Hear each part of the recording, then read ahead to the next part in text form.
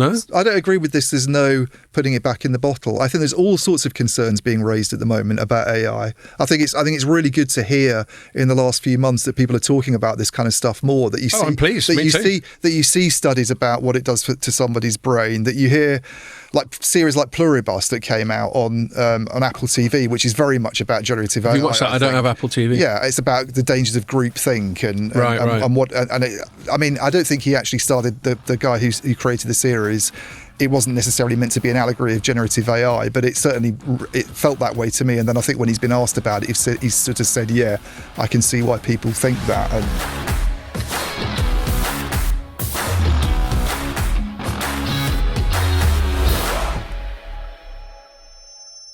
Hello and welcome back to the Telecoms.com podcast. It's been almost a month, I think, since we did our Christmas one.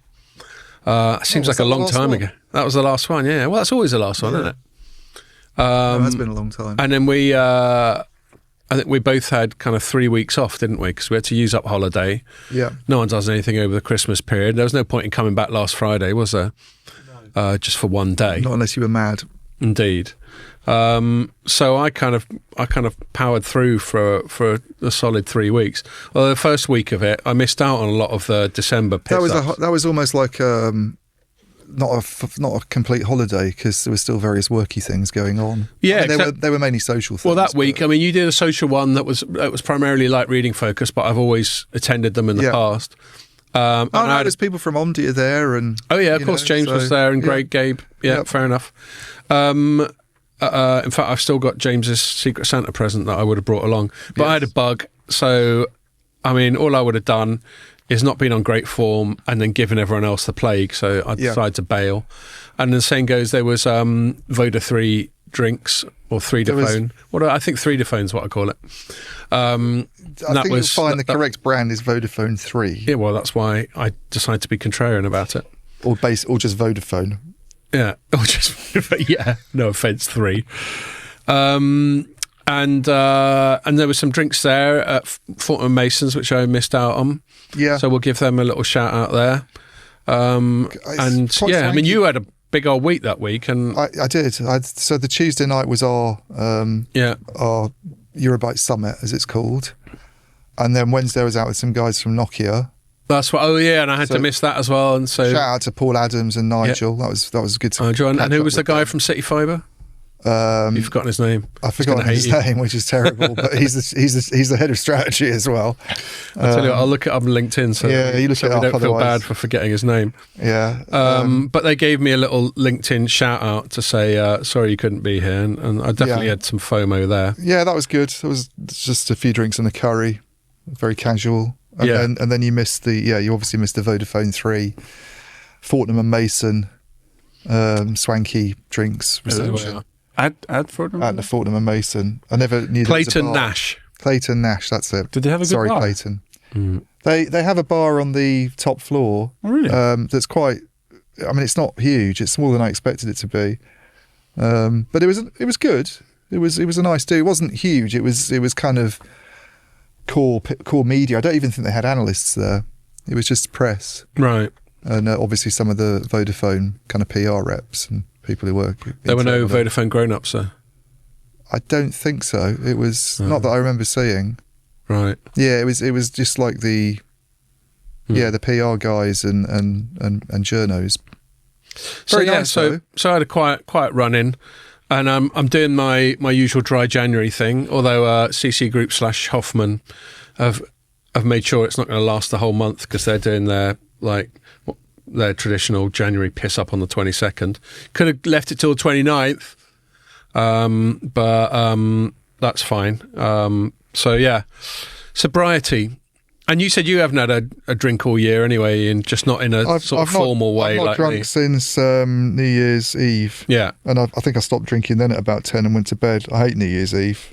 I think it's a total waste of time. It's like, why are we celebrating the fact that it's the end of the holiday and I'm back at work in a couple of days' time? And sing Auld Lang Syne where no one understands the lyrics. Exactly. And I must say, it's not like I always, by the way, if people listening, it's not like I'm always drinking the whole time. No. There'll be plenty of times during the week where I won't have a drink in the evening. But having a prolonged period, I'll tell you I probably do this every year, sort of reflections on sobriety. Biggest thing I notice about it is just productivity, just being able to get up in the morning and having a bit more of a spring in your step. I don't notice that at the moment, and it's been 9 days, but... Right. I do. I don't really feel that. But do you want to know some of the cocktails that were on offer at the Vodafone 3? Go for it. There was Margarita. Okay. Ruta is in Router. Yeah, right. Margarita. So they weren't making a reference to the CEO's name then? Well, yeah. It wasn't Margarita de la Valle or Valle or... No, but I think there were... I don't think they'd have used that if they didn't have a CEO called Margarita. Well, Margarita's a fairly common cocktail. It is, but, well, okay, yeah. It works on three ways. So many levels. Then the second one I didn't really get, the Aurora, as in Aurora Borealis. Maybe it's some brand of theirs that they've done a shit job of explaining. Then there was 5 gin and tonic. 5G gin and tonic. Yeah. Network Negroni. Bit of alliteration, but it's not that. Were you on the Negronis? I did have some Negronis. The one that Keith particularly liked, because it's so obscure, it's more of a summer only drink. trade journalists would know this, is Mock and Mule.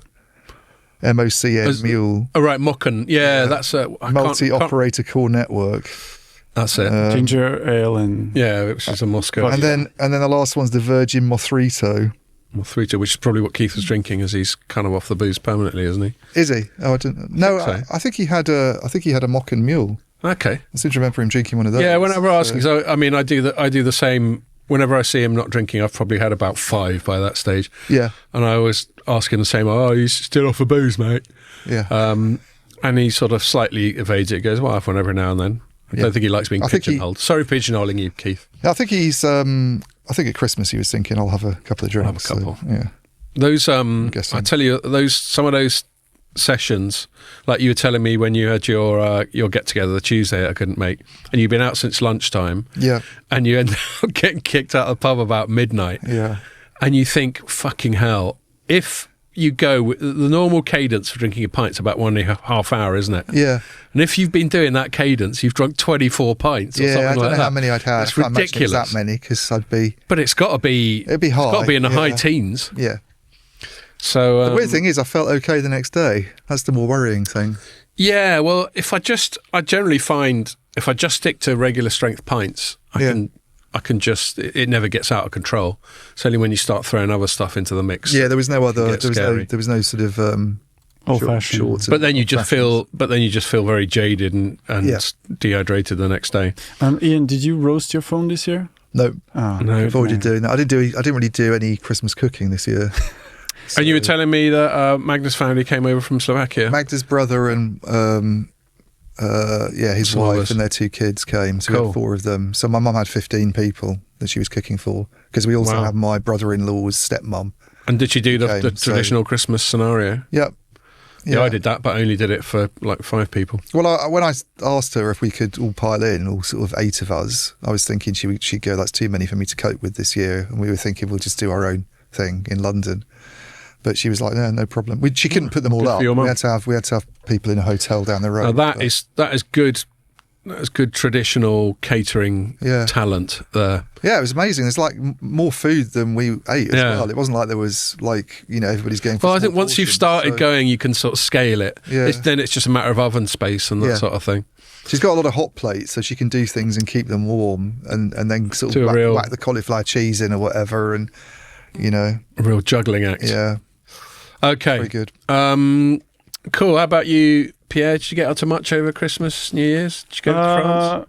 We did go after on Boxing Day. I trust, alluding to a segment we're going to talk about later, you weren't in Venezuela. No. There's no flights there anyway. Yeah. Really? Is that just game over now for flights? Well, you have to connect through some other... Yeah, no. Okay. Well, we were not going anyway, so... Right. Well, that's handy. Yeah. I'm gonna pick your brains about that a bit later if that's all right. Mm-hmm. But did you stay in the UK or go to France or what? Yeah, we stayed here for Christmas and went to France on Boxing Day for like a week. Yeah. Cool. Before we go any further, I'm delighted to announce that this podcast has a sponsor. Unperturbed by our unorthodox style, Cohere Technologies has decided to take the plunge. For any listeners that missed our previous pods with its CEO, Cohere is the innovator behind Universal Spectrum Multiplier software for 4G and 5G, and Pulsone technology for 5G and 6G coexistence, ISAC and NTN. Thanks a lot, Cohere. Your support is much appreciated. All right. Well, that seems like enough opening bollocks. There's not that much to reflect on. I mean, I alluded to it, and I won't talk about it much because we'll talk about it more later, but it has been a weird start to the year with that Venezuela stuff. Yeah. One piece I might talk about in the context of our first segment that I wrote yesterday, where my headline was the start of 2026 has a dystopian feel to it. Yeah. So we'll get into that. But anyway, I'll stop with the opening bollocks and get into it. I think I know it's not something that Light Reading's necessarily gone very big on, but we reserve the right to go off on technological tangents. And the first week of the year is always CES, Consumer Electronics Show in the US. Most of the products there aren't very interesting. I mean, the whole mobile phone handset segment, which used to be a big deal 10 plus years ago, is just boring now because they're all the fucking same. In fact, we were talking before we started recording about Apple, and that'll be one of the reasons why Apple's share price more or less is just bumping along. It's still got enormous market cap, but the only real area for revenue growth for Apple is in sort of digital services and that sort of thing, where it does such a great job of using its captive iOS market to get a big piece of the action of everything they do. Do they have a presence at CES, Apple? No, they never go to trade shows at all. Yeah. It's very Apple-y of them. They're like, fuck you, we'll do our own. We don't want to be show. in any clubs. We're exactly. a club ourselves. Exactly. Yeah. And I mean, I suppose fair play to them. Yeah, it's beneath them. Yeah. But fair play to them. I mean, that sort of pseudo-arrogance has been an Apple signature for a while, but probably saved quite a bit of money on that, actually. Well, and they're one of the companies where they can actually pull it off because they are incredibly successful and they have got great products and they're very popular. So I guess if anyone can be arrogant in that segment, it's Apple. Yeah. So fair play to them on that. But I still feel like dissing them for it. Because why I suppose not? There's an appealing thing about it, though, like not following the crowd and, joining the associations everybody else does, just doing your own thing. Quite like that sort of individualistic side of it. And I think product launches at trade shows are just a thing of the past. Yeah, they wouldn't be doing dry January, would they? Apple or November? In fact, I've got to do it October. In case I use it for for the still. I've got to do one of me holding a glass of water. Cheers. If I remember when I'm editing it to get 20 minutes in or whatever we are now. Yeah. Okay. So yes, CES is. I mean, it's traditionally been what it says, consumer electronics, but all sorts of other stuff goes on there. And what I find it most useful for is it doesn't dictate the tone of the year, but it definitely sets the initial direction of certainly the tech industry from a consumer point of view. Although this year it seemed to be not very consumery at all, because by far the most defining theme that came out of it was what they were calling physical AI. So obviously AI dominated, that goes without saying. Yeah. And I think, how did I characterize it? More AI guff is how you characterize it, hopefully. More people claiming something's AI when it isn't. Well, we can talk about my first story of the year where I talked about AI slop as well. Yeah. I mean, they've had robotics obviously for a long time. I mean, if you go to Elon Musk's Tesla factory, apparently there's hardly any people there. Yeah. And Ericsson's automated factory in Texas that it's had in place for a few years now is run with a fairly small team because it's so highly robotized and all this. So the big thing what's the AI thing about these robots? Okay, well, there's a couple of things. So there was the theme that came. I mean, the sort of the keynote that kind of dictated the tenor of the event was predictably by Jensen Huang from NVIDIA, and he was going on about a thing called physical AI. Yeah, and I think. I mean, I wrote in one of the pieces I wrote this this week. Let me read myself back. Yeah. So yeah, I remarked on how last year, obviously, everyone was banging on about AI. And then I said, reading myself back, I said, but agentic is so last year, while generative is positively passé. The AI bubble needs a new buzzwordy qualifier. And if this year's CES is anything to go by, that word is physical. Yeah. And then, Jensen Huang went, the chat GPT moment for physical AI is here, when machines begin to understand, reason, and act in the real world. So there's your sort of potted answer. If you want a slightly longer one from the NVIDIA website that I quoted, it said, physical AI lets autonomous systems like cameras, robots, and self-driving cars perceive, understand, reason, and perform or orchestrate complex actions in the physical world. So it's about letting these fuckers out in the wild. All basically. Things that AI itself can't do. I thought that sentence was full of verbs that people claim AI does that it doesn't actually do. Exactly. I mean, so it's more bullshit to start the year off. Well, and that's why I said AI. I said the AI bubble needs a new buzzwordy qualifier. But we shouldn't dismiss it entirely, because even if it is, a lot of it is hot air, that's still what people are talking about. So it's still relevant. But it sounds like there also sounds like an element of trying to rebrand something that's been around for a while anyway. I mean, self-driving cars, a lot of AI self-driving cars and robot surgery, which were two of the original 5G use cases, if you remember. Yeah. If they come along now, people would be calling them physical AI, wouldn't they?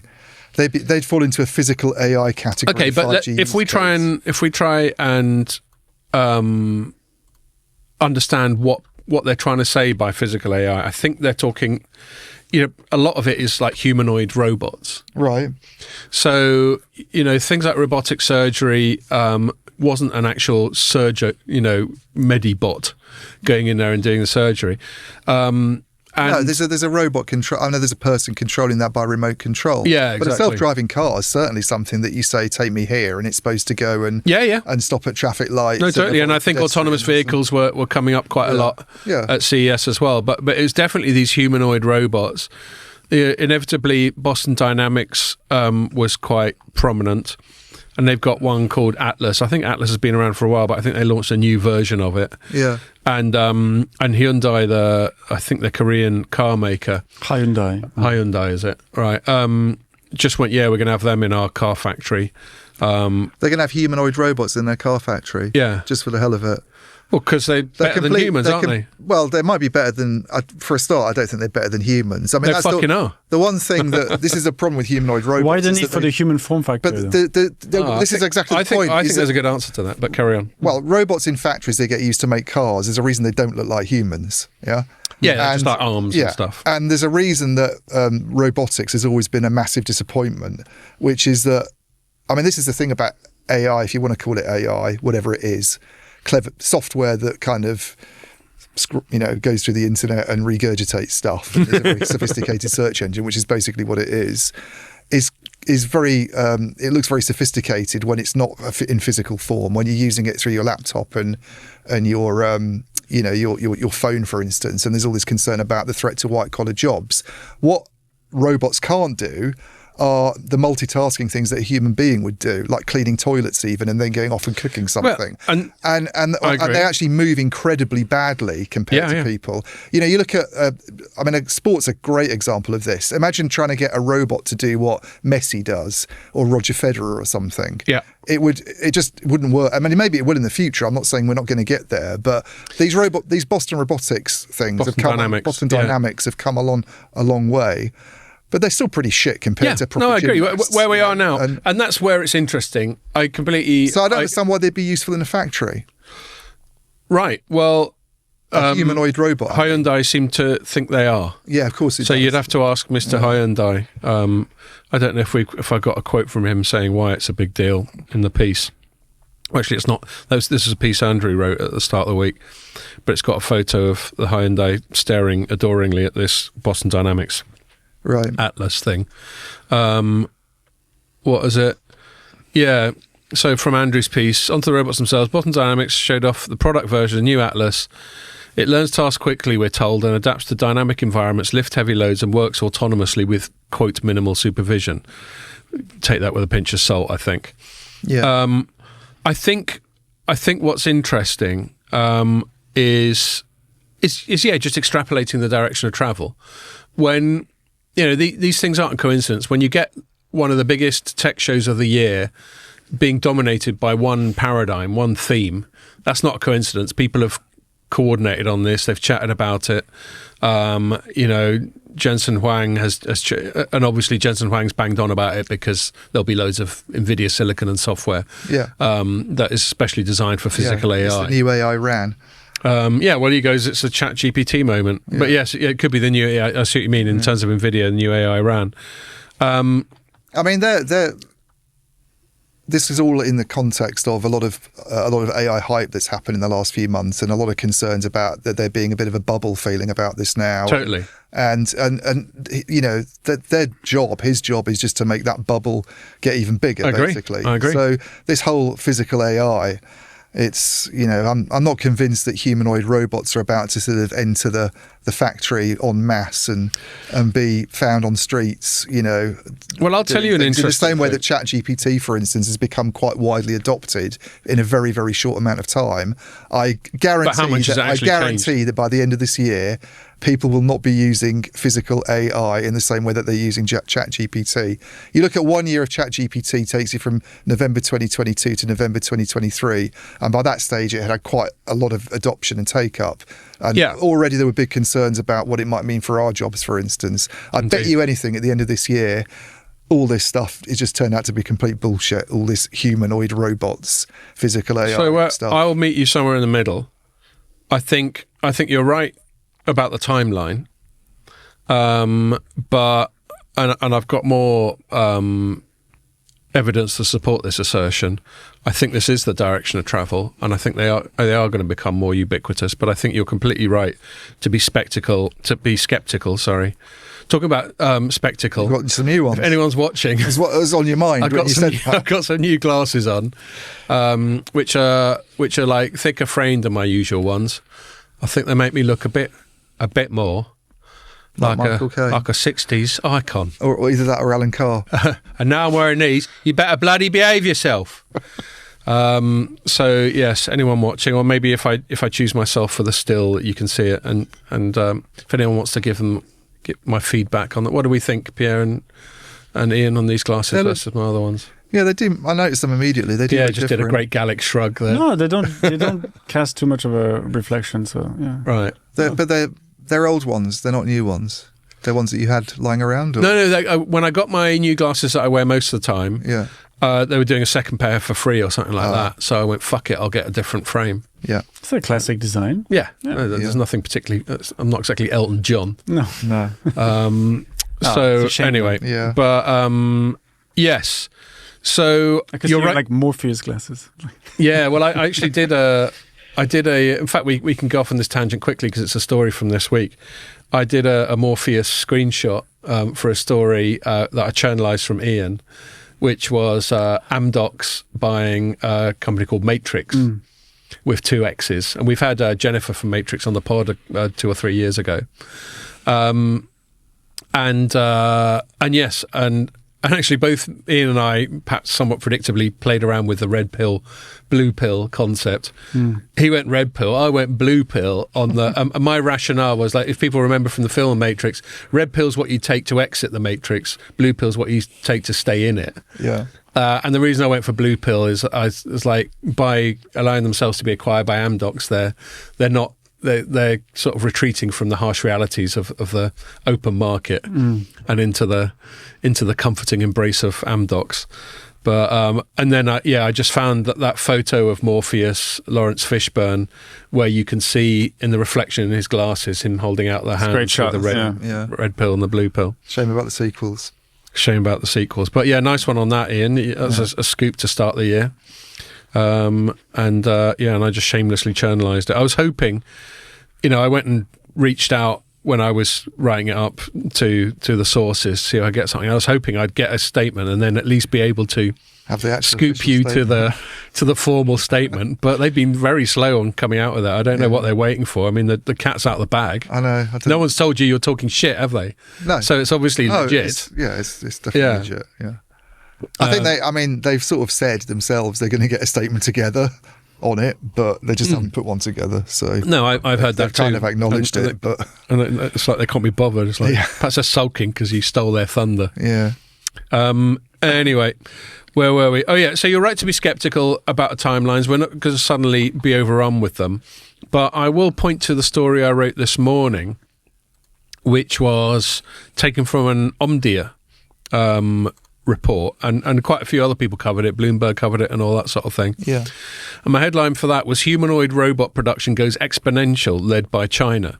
Right. Because there's only one of them before, now there's 3.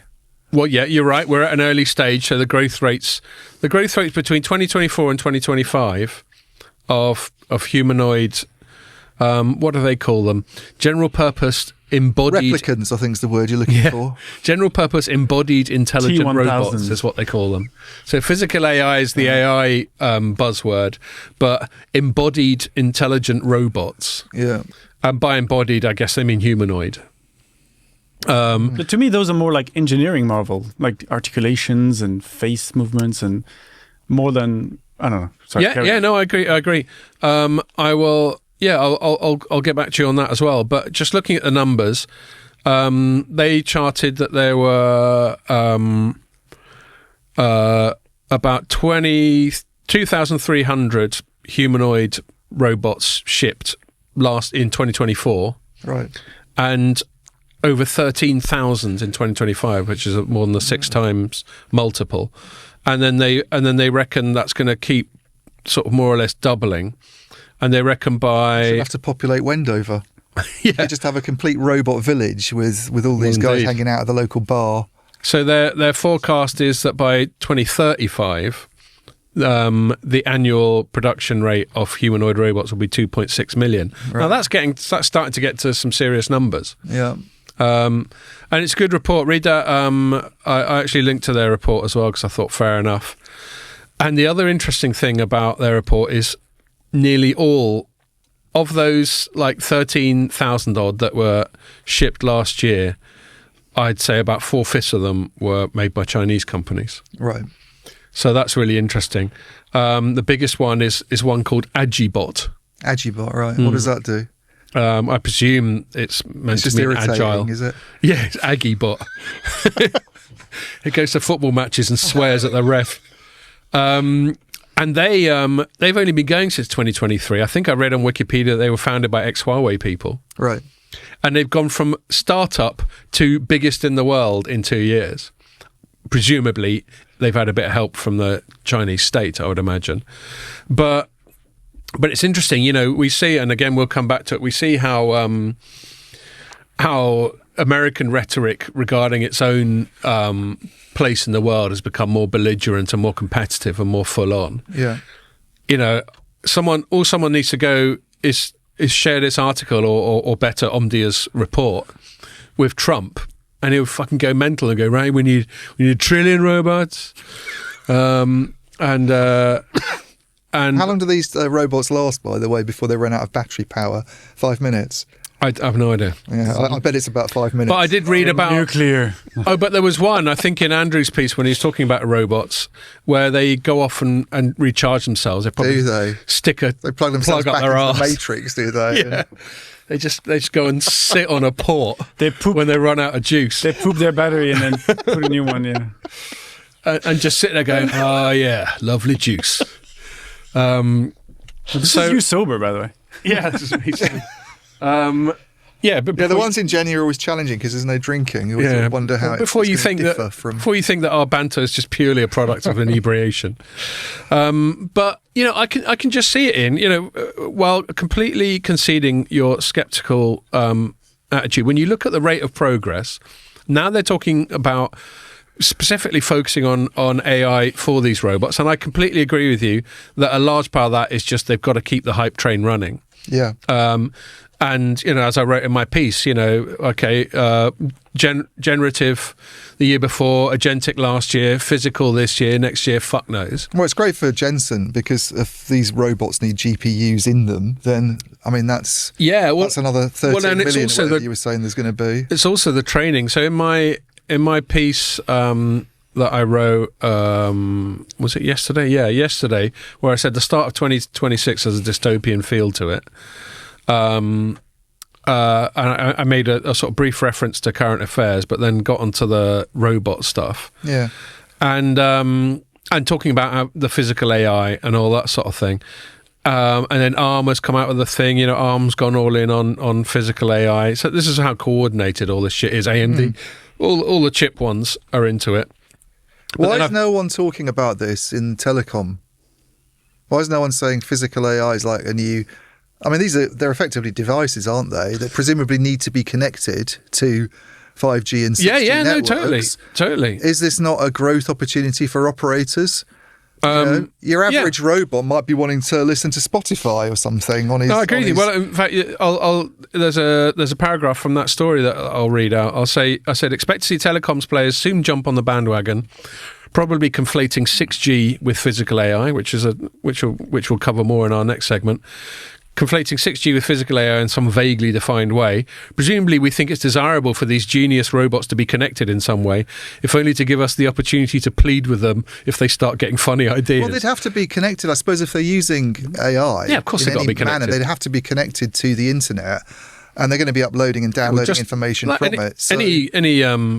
Any autonomous vehicle's got to be connected. So obviously, if you've got one in the house and he's doing the cooking for you, then that's fine because you can rely on Wi-Fi and broadband. But if your robot's on his way back on the bus after a session of robot soccer at the local park... With his bowler hat and his copy of Times tucked under his arm. He's going to need 5G and maybe even 5G standalone. Maybe even... Well, more on that in a bit. And I said, this is obviously a great opportunity for the telecoms industry, which will be frantically brainstorming how to avoid missing yet another technological boat. So I think they will, but your question is well asked. Why haven't they been going on about it already? But I wouldn't be surprised to hear them go on about it, maybe at MWC. Have they come out with use cases, like serious use cases of how these things... It's mainly industrial. That was the interesting thing about this. It's called the Consumer Electronics Show, but nearly all these robot use cases are industrial. Yeah. I mean, Andrew wrote a great piece, which is our featured piece in the newsletter today, just doing a roundup, which includes quirkies, where you always get these wacky things normally coming out of China that will do whatever. They had agricultural stuff there for a while as well. Yeah, agricultural. So, but these humanoid robots. So you asked a question about why do they need to be humanoid? I think the answer is that the environment is built for humans. So, yes, there might be specialist like production lines where you only need robot arms to put cars together. Yeah. But if they're going to exist in the real world is built for humans. So it stands to reason that the robots would need to be humanoid to interact with it. Yeah, I see what you're saying, but in a factory environment, the reason robots have not been made to be humanoid in the past is because it's not the most efficient way to sort of assemble a car or something. Yeah, I get it for production lines, but for more open environments. But even like moving things from one, I mean, we saw some of this when we were in Oulu at the Nokia. Yeah, we had that little R2-D2. There's a little R2-D2 thing. Like, it didn't need to be made as a humanoid robot walking backwards and forwards with its arms out carrying stuff. It was in the ideal form it was, and a lot cheaper to produce presumably that way than trying to do some incredibly expensive thing that looks like it's from Blade Runner just for the hell of it so that it can carry some stuff around a factory. I don't think the form factor needs to be humanoid in order to like go upstairs, pick up objects. I don't think you think like, you need to have feet, legs, and knees to go upstairs, but probably not. You could probably have a rotating. It only really needs to be humanoid if it's doing like multi-purpose stuff, and that's the thing that AI itself's not very good at doing. But I think that's where they think it's headed. Yeah, well, I mean, I'm totally sceptical about that. I'm even more sceptical about this idea that we're going to be close to AGI than, and I think everybody is. By the way, I think what's happened in the last year or two with generative AI has shown that they've basically hit a roadblock. Yeah. They basically hit a cul-de-sac. I don't think they're not going to get to AGI. With the current model, they can't just throw more and more GPUs at it and suddenly, ta-da, they're no AGI. closer to AGI now than they were when this whole thing started off. All they're closer to doing is having more sophisticated large language models which do the same thing, but maybe cutting out some of the hallucinations and maybe it's tweaked. Yeah, I think when you're talking about AGI, when you refer to them as sort of search engines on steroids or whatever you said, I think you're slightly discounting the generative side. That is a search. Generative side is a search engine. It's not coming up with anything new. It's going over everything that you've ever written, or as well as everybody else, and putting it together into something that all it's doing is feeding off everything. Yeah, I'm not saying it's totally creating anything novel, but the generative way in which you can say, can you create this for me? You could never really do that with a search engine before. So it does feel a bit novel. Well, a search engine is basic AI. You type in something to your, back in when Google first, Yahoo was obviously there on the search engine front. But that was more a directory, I think, Yahoo. Right. So let's say Google then, you type in a word and it brings up a series of links to do with that. Yeah, and it's using clever algorithms AI's moving to it on by essentially just allowing you to put more and more words together and do it in a way that a human would speak. Okay, well, fair enough. AI is a series of algorithms. It's just a very clever search engine. Okay, well, I'll slightly pedantically beg to differ because I think the generative side. I was talking to a friend who you can guess, but I won't name because this was just a chat, who's a novelist, and he says he sometimes finds it useful for just brainstorming sort of plot developments, like come up with some idea. We wouldn't necessarily follow any of the suggestions, but be like, this has happened, some geezer's gone and done this, what are likely outcomes, and then it will generate, to use the term, a bunch of different ones. So I guess let's not get bogged down on it. I know who it is, and I'm not going to mention him, but I think that's a worrying thing to have like novelists who are, and I know who you mean, and it's a very, very creative guy and a good writer. I think it's worrying when people like that are talking about using generative AI in that regard. But I think that's a real slippery slope. That I think. I get your point about slippery slope, but if for someone who is very creative and has been a novelist since before any of this shit was around, to think of it as a useful tool. I thought you were talking about yourself. Okay. Yeah, no, although it'd be interesting. I mean, I hardly use AI at all. It's not a use. People might think of it as a useful tool at first, but it will very quickly not become a useful tool. In the same way that we're overly reliant on smartphones and we're overly reliant on search engines and we're overly reliant on a lot of things. You take these things away from people today, and I grew up in the 90s when you used to have to go out and say, "I'll meet you somewhere," and if you're not there at that time, and I'll find my way there, and all this like. To go back into that world now, I'd find terrifying, and I'm a person who grew up with it like that. Why do we have road signs? Not only like getting somewhere without Google Maps fills me with terror. Not to mention the studies that are showing what it's actually doing to parts of a person's brain in terms of engaging cognitive atrophy. Basically, you don't think about things. You don't exercise your mind to come up with solutions because you're leaning on this tool too much, and it has a negative effect on intellectual development. And I just find it very scary that people are thinking you should be using it. I agree. It's a slippery slope. I just try to balance my intrinsic Ludditism with, one, a sense of, well, it's coming. I mean, there's no putting this fucking genie back in the bottle. And two, where could it be useful? I don't agree with that. No? I don't agree with this. There's no putting it back in the bottle. I think there's all sorts of concerns being raised at the moment about AI. I think it's really good to hear in the last few months that people are talking about this kind of stuff more. That you see, I'm pleased. That you see studies about what it does to somebody's brain. That you hear like series like Pluribus that came out on Apple TV, which is very much about generative AI. Have you watched that? I don't have Apple TV. Yeah, it's about the dangers of groupthink and I don't think he actually started the guy who created the series.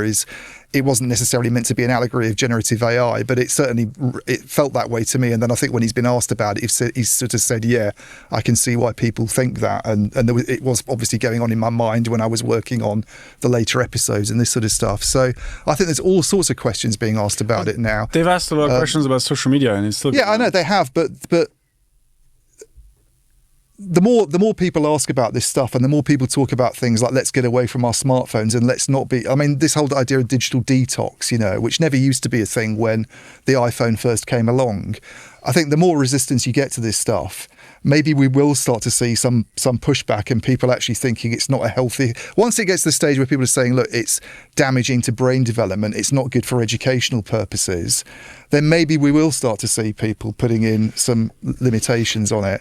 And I don't think you can say that it's inevitable that we're going to go down this road. No, I think the inevitable is AI the next asbestos. The only thing I think is inevitable is that is the ubiquity of AI. You don't have to use it. And I certainly don't think, I mean, to your point, to back up your point, the first story I wrote this year, it was like, Monday back, there was fuck all news. So I just decided to write up much more of a think piece.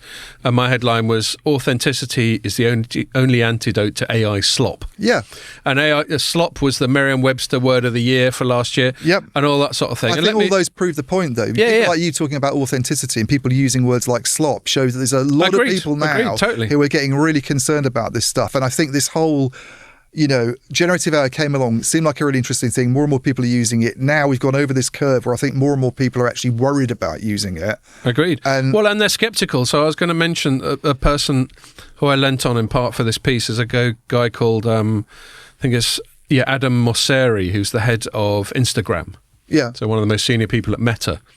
And he wrote a piece talking about this sort of thing.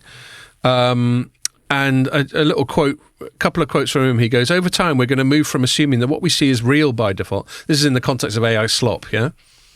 Over time, which, by the way, is just defined as like really easy to produce, any old crap. Like we're getting it with this Venezuela thing. I'm seeing all this AI slop of pictures of Trump merged with pictures of Maduro, with Trump wearing sort of Venezuelan military uniforms. Yeah, a lot of it is like throwaway. It's almost like political cartoons, but done just by doing a quick prompt to some AI to further trigger you, Ian.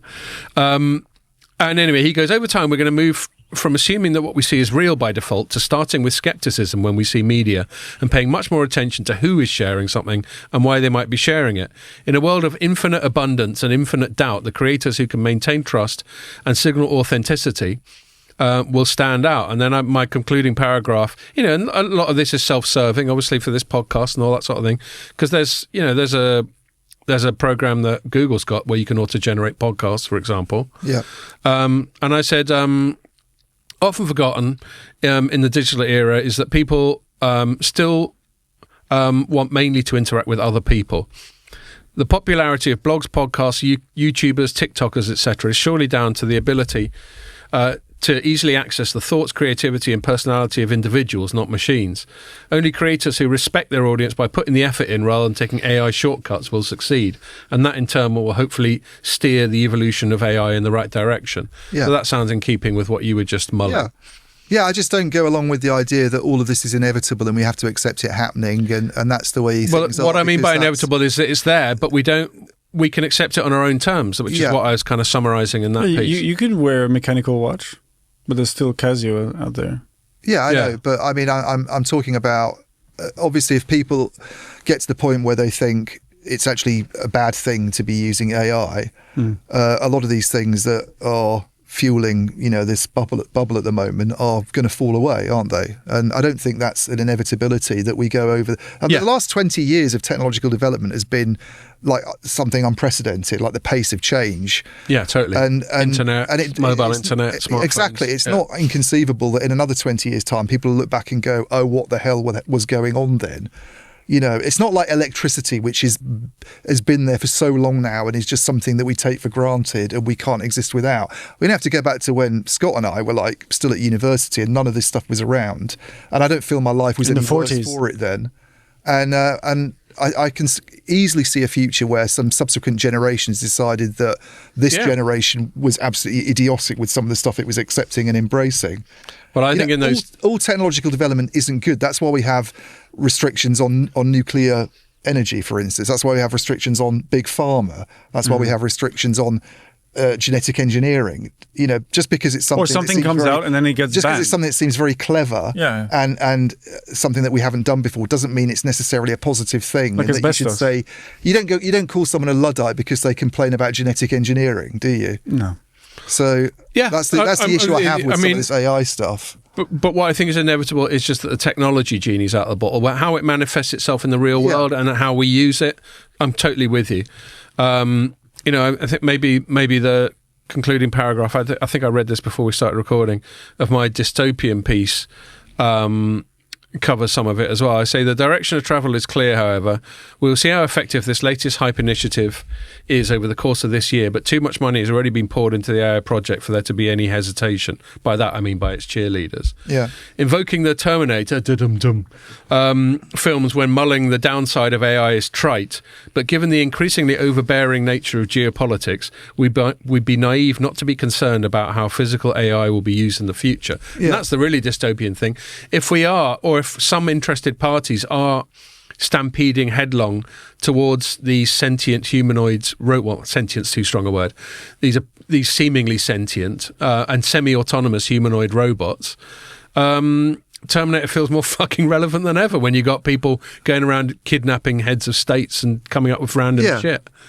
So, which is another reason not to want to have it around. Yeah. Well, we're not disagreeing with each other. You're just talking about your feelings about it, and I'm just talking about the broader direction. I mean, the whole idea of AGI, which I can understand from an entrepreneur's and big-brained kind of tech genius's perspective, is like, this is a challenge I have to sort out, in the same way that Oppenheimer was kind of tasked to come up with an atom bomb. Yeah. But for the wider world, I don't see how AGI is a positive thing at all for humanity. I don't see why anybody in their right mind would think that getting to a point where there's AGI can conceivably be a good thing for anybody.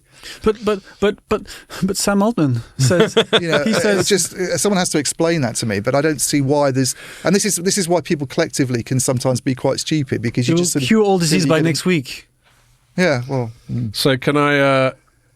That is Agibot as well. There was a good comment on, just talking about sort of pushback to generative AI and stuff. There was a good comment I noticed by Marcus Weldon on LinkedIn. Mm-hmm. Marcus Weldon used to be smart guy. People who listen to this podcast probably know who he is, but he used to be Alcatel-Lucent and Bell Labs and everything. And then I think when the merger with Nokia happened, he was sort of CTO for a while, wasn't he? And I don't know what he's doing at the moment, but gone off. But he put this post up about his own concerns about stuff that he reads on LinkedIn and some other websites, and how much of it seems to be kind of AI slop. And he put some sort of guidelines up about words he looks out for and formats that articles take. And basically he said, I'm avoiding as much of this as possible from now on. But when people like that, he's a big-brained guy, and the sort of person that you might think would be very much behind AI as a kind of, this is an example of progress and how useful it could be. When he's saying things like that, I actually take that as a really good sign. That people like him are raising questions about the way these technologies are being used. Totally. But then if, like, geopolitical competition and aggression has a way, like, I don't know if you noticed this week, after all the Venezuela stuff, Trump came out and went, I think the Pentagon should have a budget of $1.4 trillion. Yeah. And so, all this stuff, this kidnapping Maduro, this menacing various other countries, to me, it's all just very escalatory. Yeah. And then Trump, I mean, it was only Trump that crossed the trillion threshold. I think as little as 10 years ago, the Pentagon budget was about half a trillion. Right. Now he wants it to be 3 times that. And so this is a thing. You can talk about the skepticism. Well, he's got Greenland and Colombia to think about, hasn't he? Yeah, and Cuba and Iran, and you fucking name it.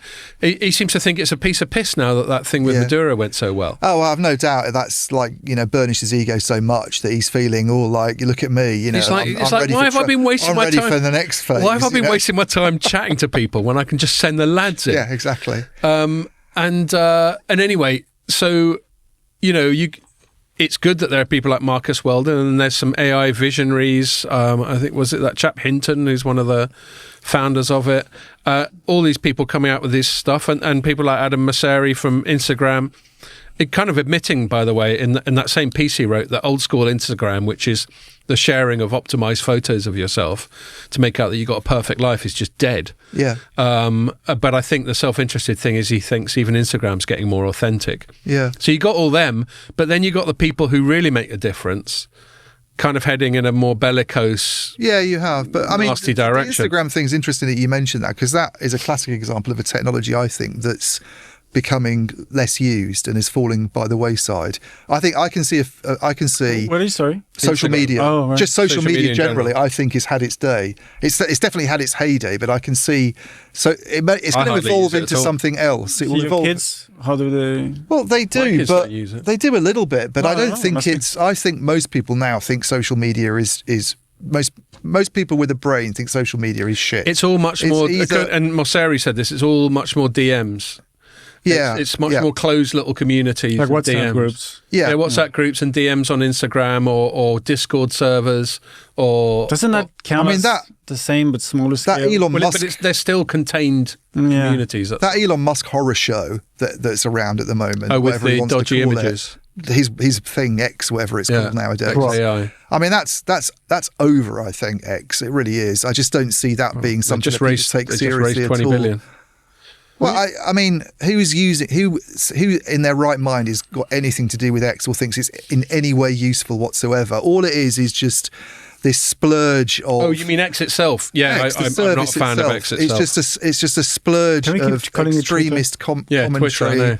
Because everything else Musk does is X. It gets extra confusing, huh? Yeah. Excuse the pun. And it's now in trouble for all this sort of grok, like as you were saying, these weird images that have been generated of women. I mean, it's just an appalling thing, that. And I think most other social media sites, like Facebook's just got a reputation of being something that old people used to send holiday photos. Instagram sort of, I mean, it had been happening even before that. What were some of the websites that we can't even remember? Things like Friends Reunited, and then what was the one that followed that was kind of big before Facebook came along? They're quite short-lived, some of these services. Oh, yeah, the one that Rupert Murdoch bought that and then Rupert had to Murdoch write bought. MySpace. But I think the whole thing is sort of coming towards a bit of an end, I think. I mean, it might morph into something else, but like you said, I think DMs and that seems to be small communities has value. But and going full circle back to our self-interest, I genuinely believe. I wrote that piece not just out of wishful thinking. I do believe. Back to your point about pushing back on the inevitability of it, I'll stress again, I don't think it's inevitable that we fully embrace it and that we surrender to it.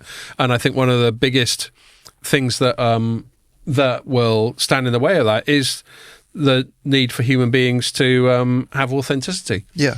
To interact with other each human other face beings. to face. not a humanoid robot. I mean, I'm sure sometimes when people listen to this podcast, they learn something they didn't know before. But I bet some of what a lot of people get from it is just hearing other human beings interact in a human way. Yeah. So there's that. I just want to say one last little dystopian term before, if it's all right, we change the subject. Yeah. In my dystopian piece, I found a story that had been published by a site I had an encounter before called Rest of World. And the headline is, in Chinese data factories, workers teach humanoid robots boring tasks. So I'll show you the photo. And it's just pure, I don't know. So it's actually that leading robot company. So I'm showing Ian a photo of a young Chinese man sitting next to an Agibot humanoid robot, and he's got a couple of little... That's AI generated, I'm guessing. No, this is real. That's a photo. Right. Or at least it is. It claims to be. I can't prove it's not. I think it's a photo. So that Agibot robot says training the person. No, the other way around. Oh, I see. Right. So that's what they've got. And if you ever look in the picture, there's banks and banks of them. Right. So they basically have these factories where they get humans with controllers. Yeah. And they're kind of paired in some creepy way with this fucking humanoid robot, and they're going through doing human motions, and the robot's learning from them. So it's effectively learning how to be a human from this robot. And the thing that I found most dystopian about it is you could easily be viewed as the humans training their replacements. Yeah. So well, that's mad. That's one of the concerns about AI's introduction anyway, isn't it? That a lot of this. I mean, this is a big thing in telco, in the software side, that the systems that are being introduced with things like intent-based networks. Yeah. The people who are kind of bringing this in and training other people to use it are effectively sort of training a system that's going to replace them, and it's obsoleting themselves. Yeah, exactly. It's very odd. So that's that. But I think it's a good segment to do, because I do.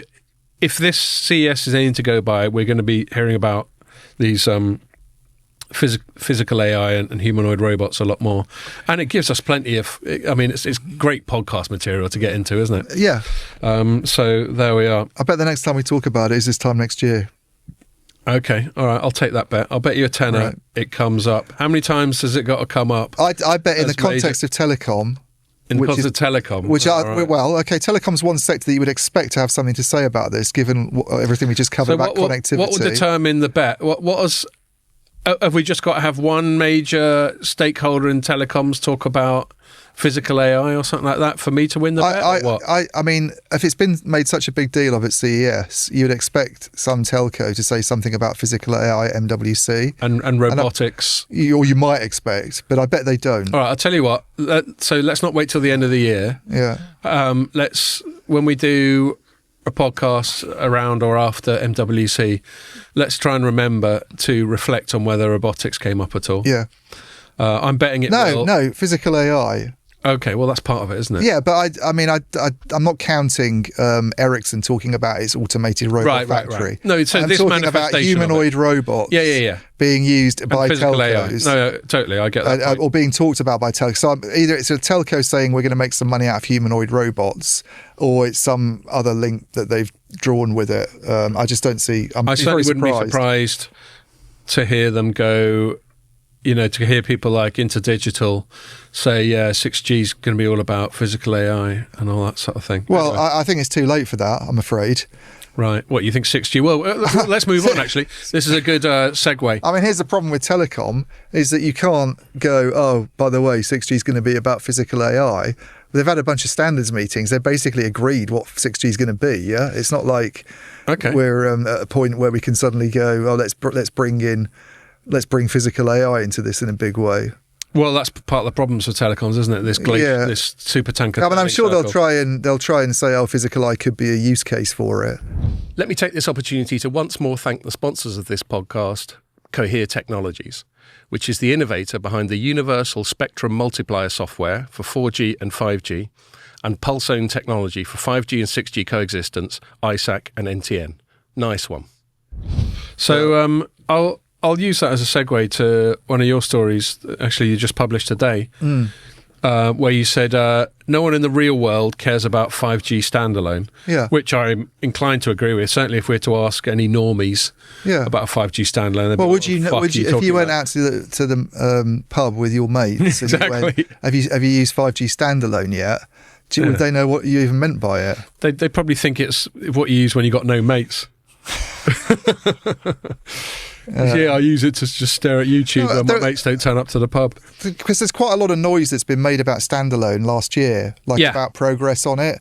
And there's this argument that's gone on. We're supposed to be in the standalone era now. We're supposed to be in the standalone era, and there's this argument, I think, that has been made in the industry for a while, that one of the things that sort of hampered 5G and one of the big problems for it was this decision that got taken in sort of 2018, 2019. I remember. To have two versions of 5G and to give it a quick start and allow people to kind of hit the ground running with it and hit the 10-year cadence and by the way, there's a lot of kind of 4G networks that are on the verge of falling over because there's no spectrum, there's no capacity left, and we need to introduce something new to sort of allow telcos to introduce something. They came to this decision to allow two versions of the 5G standard, basically. One, which we're much more familiar with outside China, called non-standalone, which basically means you've got a new radio, but you've kept the old core network that you had. And how 4G. New was the radio? Well, the radio is completely new. So new radio is was a new step. Yeah, all right. You're talking about it being based on the same underlying tech as 4G, and I'm not trying to be a smart ass. I'm just legitimately asking the question. Yeah, well, that is still a new technology, though. I mean, I'm not going into the whole how much did it have to do with 4G. Yeah, of course, it's based on the same underlying OFDM stuff as 4G, but the new radio was a new thing. Okay, and it brought new spectrum into play, which they hadn't used before. It had to be compatible with that. Yeah. And you had things like massive MIMO being introduced, which hadn't been a thing really with 4G at all. Fair enough. So it brought all those things along, but you kept your old sort of 4G core I think network. the biggest thing that 5G seemed to do as a technology, and again, I stress I'm saying this for you to correct me because you know more about this stuff than I do, is it just enabled the use of a lot more spectrum real estate. Yeah, probably, yeah. Right, okay. Yeah, certainly on the radio side. That's why we're always going on about 6 gigahertz. Yeah, well, certainly when it comes to non-standalone, it brought new spectrum into play and allowed operators to put services in that spectrum and therefore sort of relieve capacity on 4G networks. And if you talk to people like my friend Amit Nagpal at Ether Consulting, they see data on this all the time, and he's very sort of insistent that. You kind of did need to bring this into play, because in urban areas back in sort of 2017, 2018, 29 timeframe, you could clearly see that some of these networks were getting incredibly busy, and it was causing service problems. And if we hadn't launched sort of a new standard, it would have been even worse. So. Okay. Yeah, so your point is accurate, I think, in terms of that's how it's been useful. But from a consumer argument, it's not been very exciting, because it's not, and we've always said this, it's not exactly brought anything very new along that you couldn't do on 4G. But when you get 5G, you get faster mobile broadband. You get faster mobile broadband, but it's not like, I mean, a good 4G network... It's still perfectly adequate. Well, it might be better than a congested 5G network, for instance. Too, yeah. And it's not like you're not doing anything other than watching YouTube on your phone is the most advanced service you're going to use, or some gaming thing, some AR gaming service that you might use walking down the road. There's that weird one, wasn't there, a few years ago that everyone went crazy about? where you sort of swatting Pokemon creatures. Go. That's it, yeah. Which turned out to just be a waste of time. Yeah, but I think the one of the arguments the industry's made is that 5G's been such a disappointment and it hasn't really done as much as it could have done for telcos, partly because of this standard split that happened, which meant that we kept using the old 4G core for a long time. And what you really needed was a new 5G core. This is the standalone version of 5G, which is not just the 5G new radio, it's an overhaul of the core network as well. And with that, you get these whizzy new features that you didn't have with 5G. And that's the really exciting thing about 5G. That's real 5G. I think some people have called it real or true 5G. Yeah, and is 5G Advanced another manifestation of that? 5G Advanced is you have to have standalone in place to get to 5G Advanced. But is it something over and above just? Yeah, it is. There are, but again, how relevant some of these things are from a consumer perspective, I don't know. But the problem with this argument for me falling down that 5G standalone is such a much better thing than 5G non-standalone from a service perspective. And now ignore the arguments about efficiency and phasing out old core network technologies. That's just handy for the industry, but it's handy for the industry and it saves them money, and it's much better to have things that way, and you can close things down and run things at lower cost. And I buy into all of that. But from a kind of user perspective, does anybody really care about 5G standalone? Is anybody sitting there waiting for 5G standalone to come along, as opposed to get off these boring old non-standalone networks? No. And by the way, compliments on the headline, because I hate that journalistic thing. Oh, you've put no one in the real world cares. Other journalists would have gone, does anyone care? ? And I fucking hate that. Just make a statement. Exactly. You can turn out to be wrong, but what you got to lose? Completely. So what I thought I'd do a little, I mean, if I was going to be much more forensic about the piece I wrote, and I did think about doing this, I thought of going through all the sort of financial data that's come out from operators that have got standalone networks and compare that with the ones that are still on non-standalone networks and sort of see how they're doing. Yeah, because if it's such a great thing, standalone compared to non-standalone, you'd expect the operators with standalone networks to be much, much better off, wouldn't you? Yeah. But I didn't do that, because that would have taken me like several weeks. Ages. But I did look. You started banging on about Toblerone. But I did look at BT, right? So here's a really interesting thing. You and I were at the same press conference in late 2024, if you remember, high up in Bishopsgate or something, with Howard Watson and Mark Alera, who's gone now. In fact, both of them are gone now almost, because Howard's going to be leaving fairly soon. Oh, was it at their HQ? And they launched...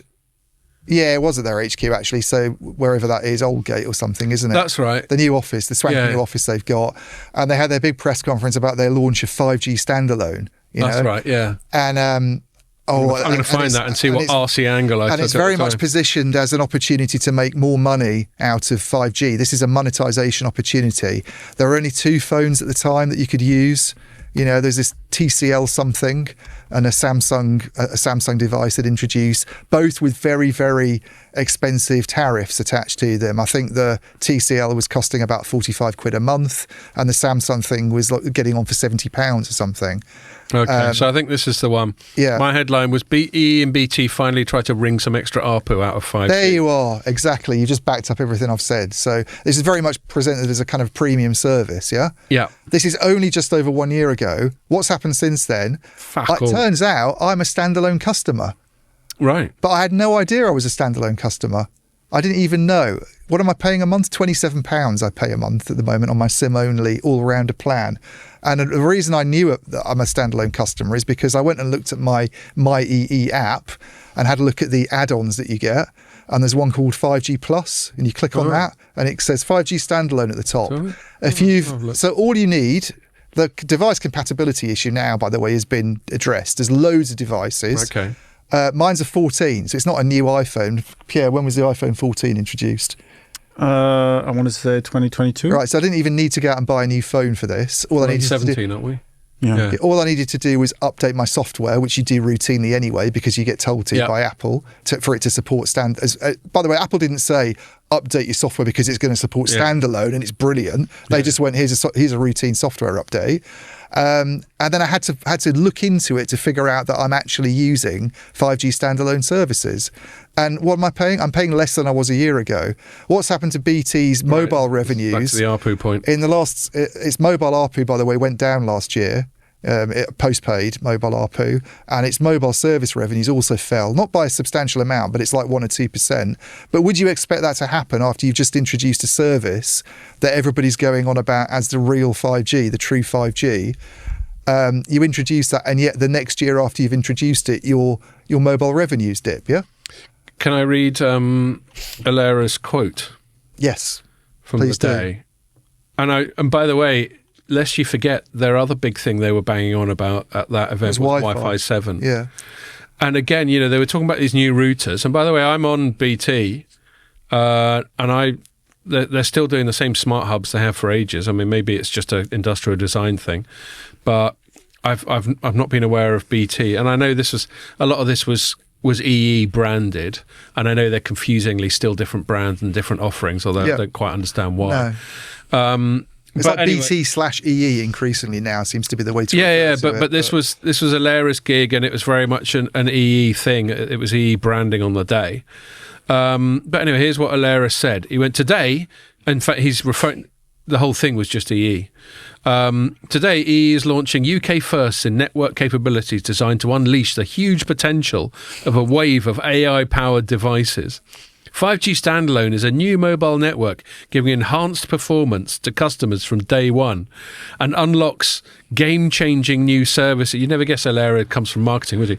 Unlocks game-changing new services of the future, such as, Mark, it's been built to handle the growing range of AI-powered devices from smartphones to laptops, tablets and more. And then he goes, Wi-Fi 7 for the home is another first for EE customers, giving households higher speeds, blah, blah, blah, capacity, and it'll all be great. So just in that...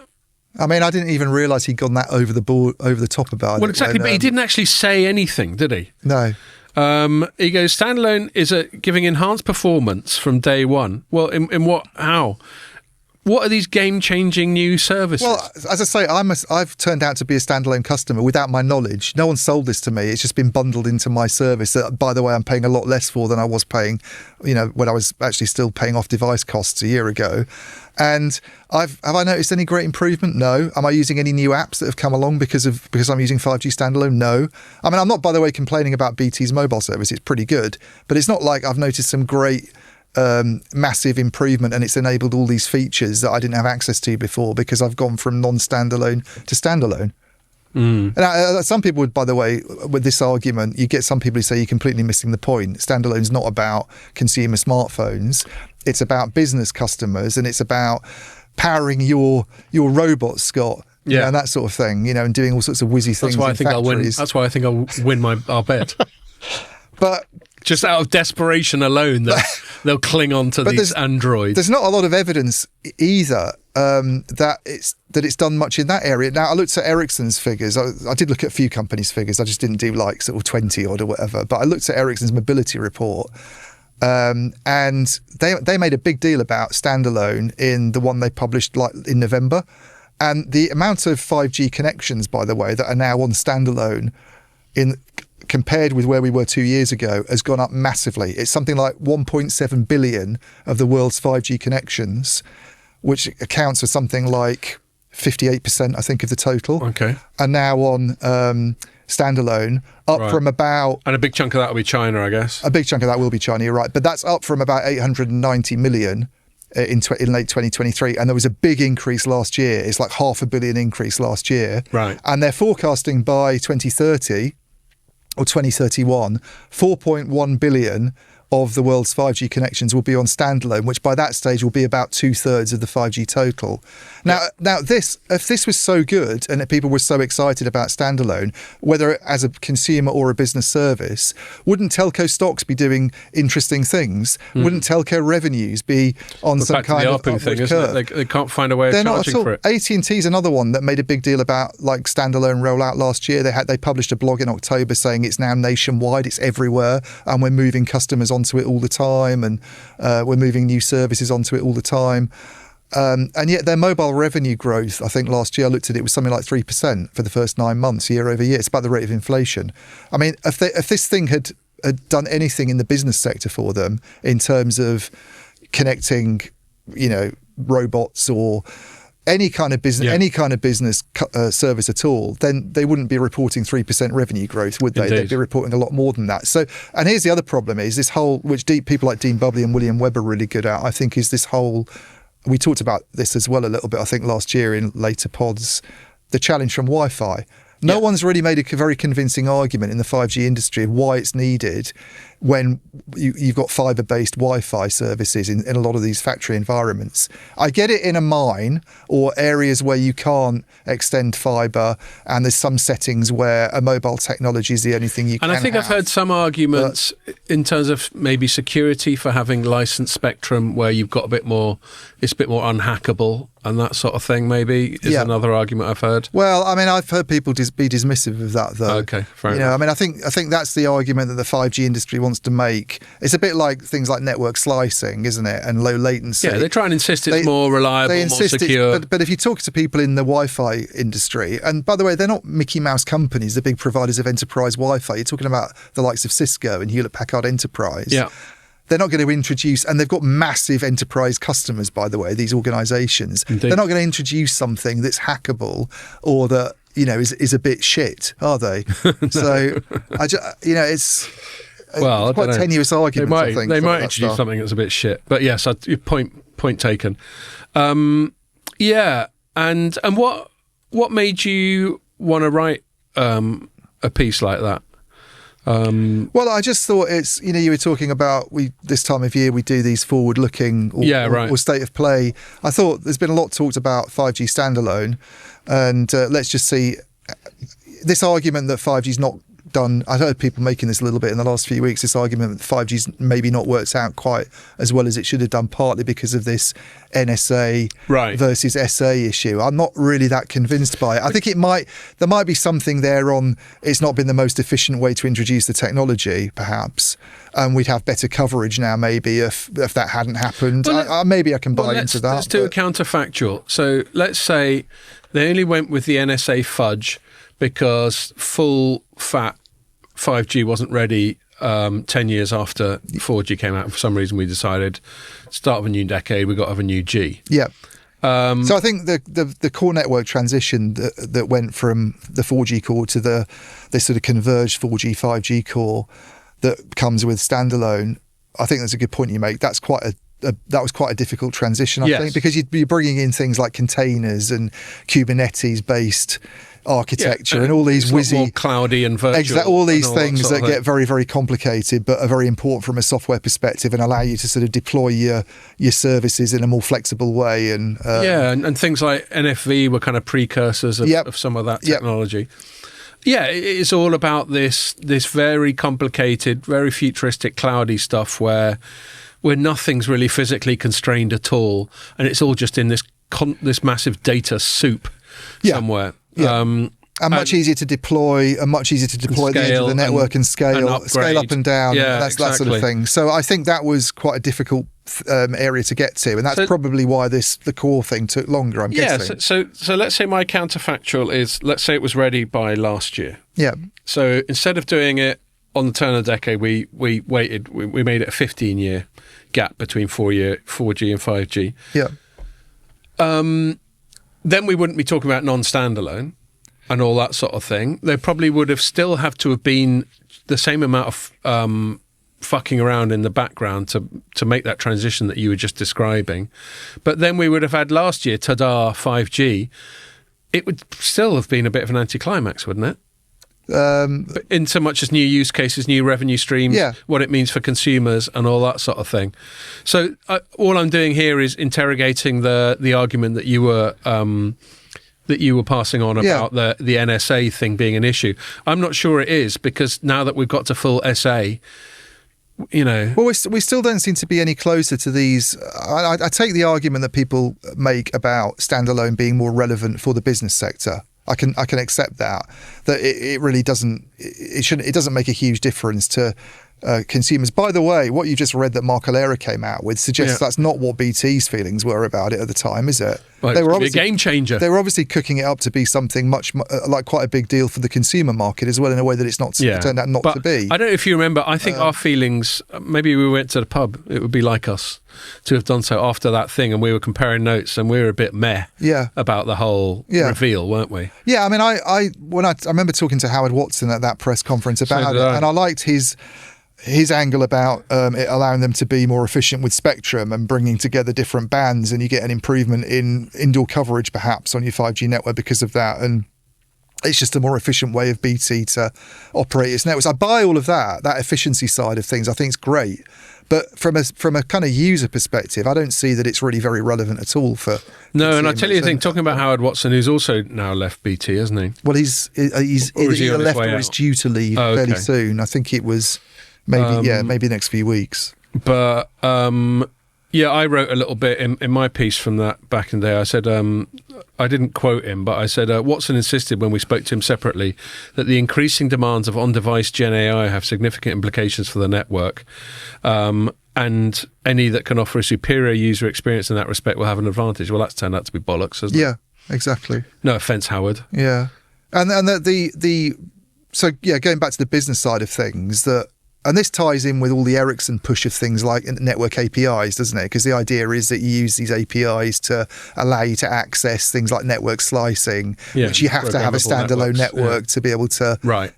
You can't have network slicing. So network slicing, for people who aren't aware of it, and I'm sure everybody listening to the podcast is, but that basically allows you to kind of reserve particular bits of the network for certain applications or user groups. So somebody who wants a very high bandwidth service guaranteed, let's say at 200 megabits. Premium offering, or someone who wants latency that's going to fall below the 10 millisecond mark. You can guarantee that by using this feature called network slicing, but you have to have standalone introduced to do network slicing, and it's very hard to see why.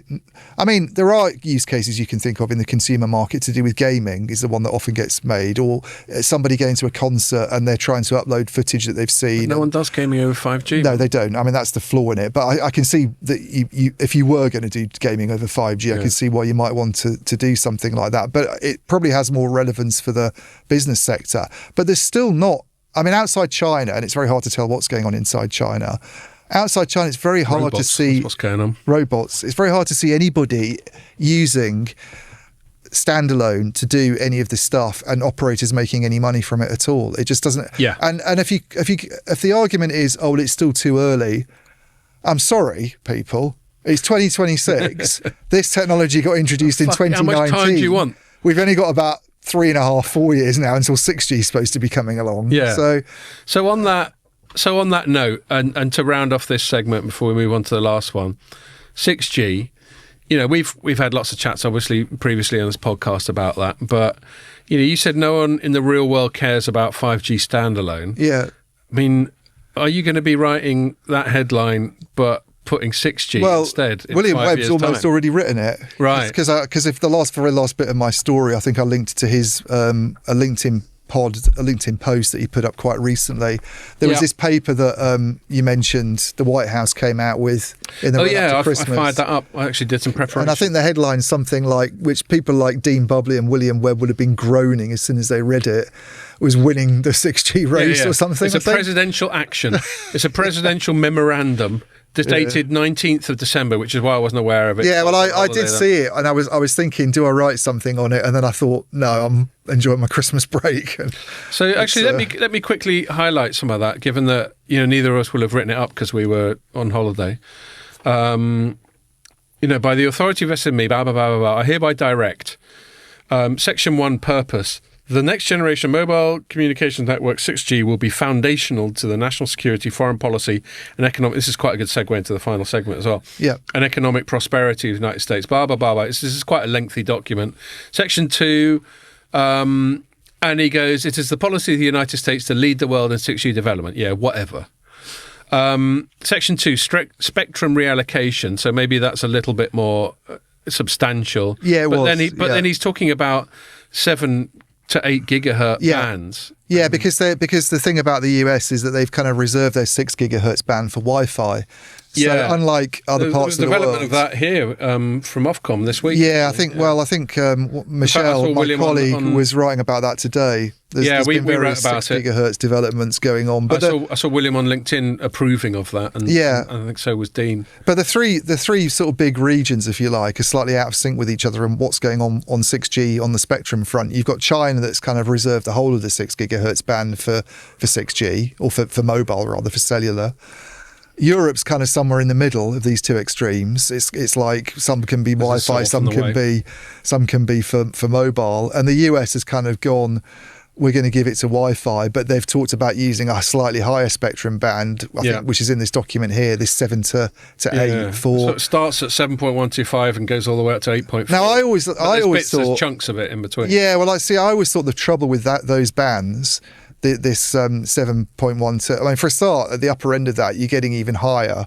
So you've got that whole sort of propagation issue, surely? I mean, presumably. I've always assumed it's directly proportional. It sounds like it's going up quite a long way. People complain about, say, 2.1 gigahertz compared with 800 megahertz, and it will be inferior. And you look at that difference. I mean, it's a bigger difference to go from 6 gigahertz to 8 gigahertz, There must be a chart somewhere that charts frequency versus propagation characteristics or something like that. So that's one issue. And then the other issue I thought was that some of this stuff's used by the military. And at a time like today, when the US seems to care very much about its military and having all sorts of resources and things to be able to, whizzy things to be able to use, then maybe that's not such a good idea. But the point, the reason I was saying, you were saying, would you write that same headline with 6G? I think William's post on that White House paper was sort of arguing that 5G is not really done very much for the world. It's not really set the kind of world on fire in the way that was expected or talked about back in 2018, 2019. And back then, if you remember, there was all this talk about a 5G race. And we now seem to be at risk of making the same mistake again and maybe overreaching on a tech rather than considering what would be a more useful thing to do to address connectivity problems. Yeah, well, I was just quickly skimming William's thing while trying to multitask and listen to you, just so that I could represent some of it on this pod. I quite like, I don't know how, I haven't read the argument of how he got there. It's a fairly. It's not that lengthy, but it's substantial. Yeah. And then he goes. The concept of a race, he's obviously scoffing at the concept of, are you wishing you got yourself a glass of water? Well, I have to sort of fiddle with this because I don't have a beer. Because you're so used to ticking about. He was just picking up our little Telecoms.com Yeti. He goes, so there's no 5G race. Nobody defines what the finish line is, which is a very good point. How can there be a race without a finish line? Yeah. There's no 6G race, he says. And he goes, there was no 5G race. And even if there was, being a winner has not conferred any advantage. In other words, he's basically rubbishing all the concepts of this competitive stuff. And I agree with him. And he goes, and then his final short paragraph is, but it's just the sort of thing that politicians like to do repeatedly. Yeah. And that's what it is. This stuff should be, and obviously with Trump of all people, who, regardless of what you think about his actions or his substance, he's a man of superlatives and sweeping statements and sound bites. So of course he's going to talk about winning the 6G race. I remember us back, this is pre-pandemic, I remember us talking on a pod laughing about the first Trump 1.0 banging on about 7G. That's right.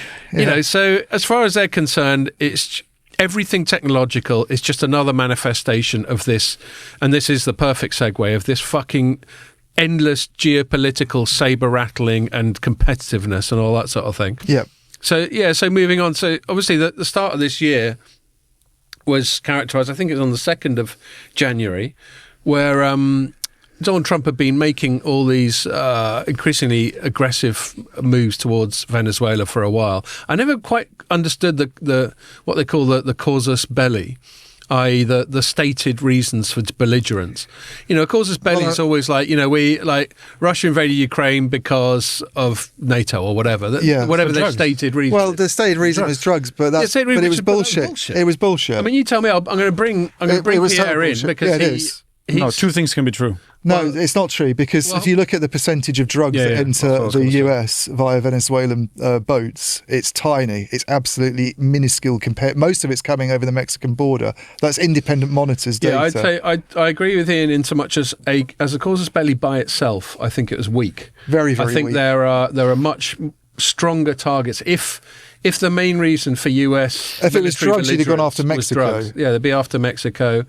And it's also made... No. I mean, this is the official reason that they give. Yeah, I know, but this is what I'm saying. It's a weak official reason. It's a weak official reason. So you're right. That was one of the... It's not like they hid the part about the oil. Well, it came out very quickly after. They just said it blatantly, Well, so what I think's interesting, so you're right, Pierre, that the stated reason was drugs, and you're right, Ian, that's a really weak stated reason.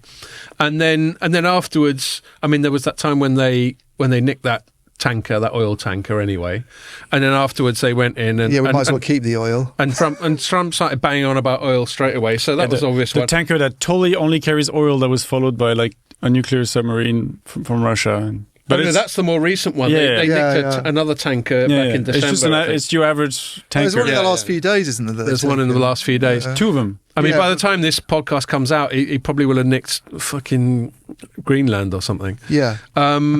But then, reading about it more, and I'll say, putting my cards on the table, I've already alluded to it. The thing that really concerns me about this, obviously, I don't give a shit about, what's the name of the guy? Maduro. Yeah. I don't give a shit about him. I've heard all the more sort of belligerent apologists from the States are just listing the litany of his crimes. And again, I'll defer to you on this, Pierre, if you ever want to speak up. He seems to have been a very negative person for Venezuela, but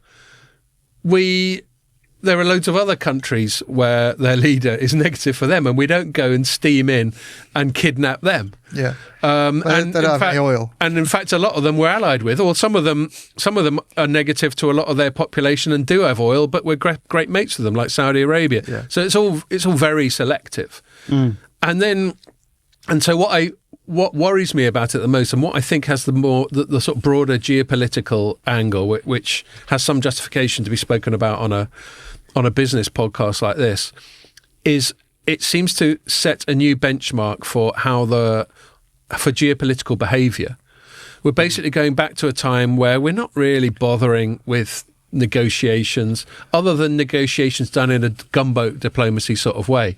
Basically, it's quite mafia-like. It's like, that's a nice country you got there. It'd be a shame if something happened to it. Yeah. And I think what Trump's trying to do, and unfortunately, because this thing went so well, the military part of it went so smoothly, I think he's now thinking, well, fucking hell, why bother having these endless chats?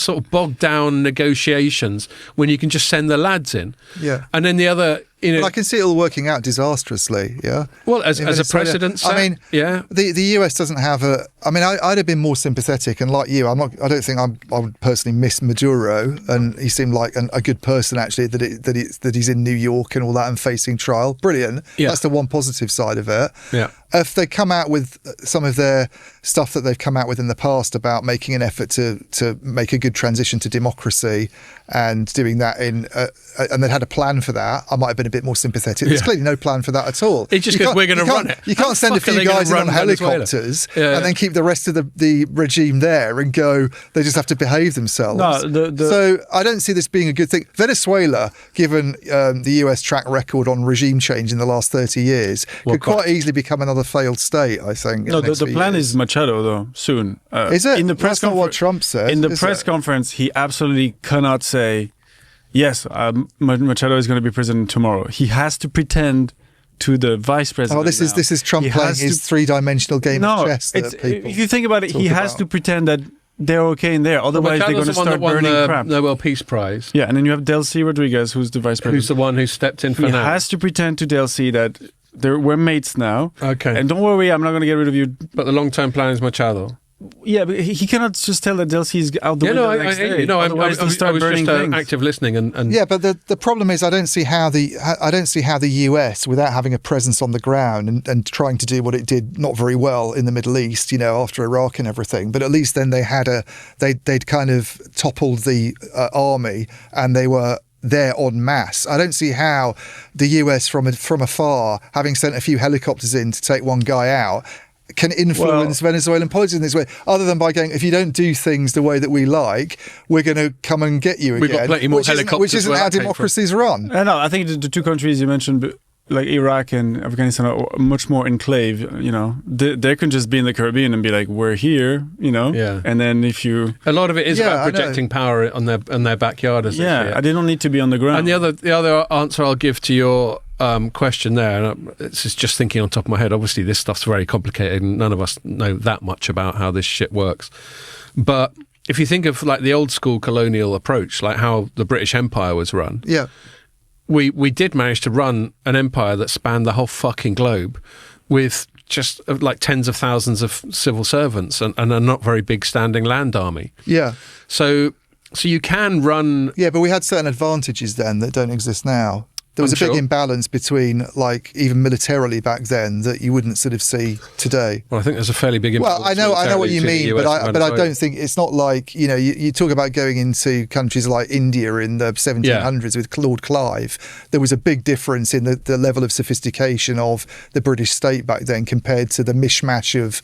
India wasn't even a country. No, you could play things off against each other easily. They were quite primitive in terms. I'm sure my point doesn't bear close scrutiny. I'm just bringing it up as a historical example, and there are plenty of others. Roman Empire and all that sort of thing, about how you can run places through proxies. And if what Pierre's saying, and I want to ask you, Pierre, before I go on to anything else, about any other thoughts or observations you have given that your wife's from Venezuela, but what you say there, you seem to be saying that he's eventually setting Machado up as a sort of colonial proxy who will pretty much do what the US wants. Is that right? Yeah, I mean, it's always been. I don't know. I don't know anything, by the way. Sounds very democratic. I don't know anything. Sounds very democratic. I'm not saying I approve of it. I'm just trying to get to the bottom of what's going on. Forget about the government. What's interesting is that, when they discovered oil, like in the early 19th century, whatever, they quickly outsourced it to American companies and the Dutch as well to come and take it out, whatever. And then they nationalized it. And then, they had this thing where 60% would go to the government and 30% of the revenue would go to the company. And then that flipped, exact opposite. And then that became a big problem. And then obviously Chavez got in power.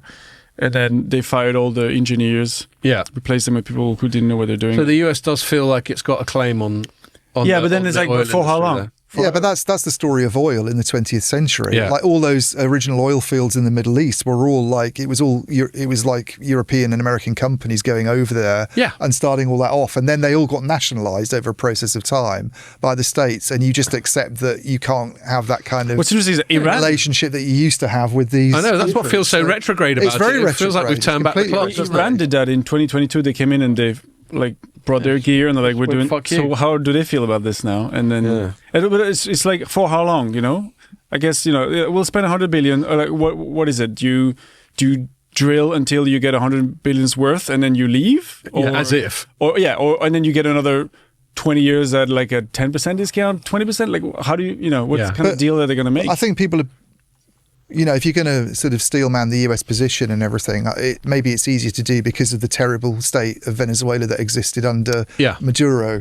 And like you were saying, this mismanagement of the economy and appropriation of assets that were US, that's all very well. But when they're making threatening noises about Colombia and Mexico and countries that are actually democracies, that really would be a game changer to see him go into Colombia and do something. And the Greenland thing is remarkable because they're basically going to the EU. I know. Shut the fuck up. We'll do what we want. They've been at war with the cartels before, right? They've not talked about toppling a democratically elected leader, which is what the democratically elected leader of Colombia was talking to the BBC about today, that he's worried about his own future now. Yeah, they had military action during the war on drugs in the 80s, but they never went after. He needs to watch his ass. But isn't that guy the president? Out in the next 9 months anyway, because he's two terms already. But he might be out quicker if the US goes in and gets rid of him, mightn't he? But he only has 9 months left, I think. So it's okay for them to get in? No, obviously because he's only got 9 months left. Obviously not, but I'm like, I don't know. It doesn't make it better, but it's less worse than if he was like at the beginning. It's not good at all, it's a completely different world situation than we've had before now. And that's the broader point. They freed some prisoners yesterday, that's something good.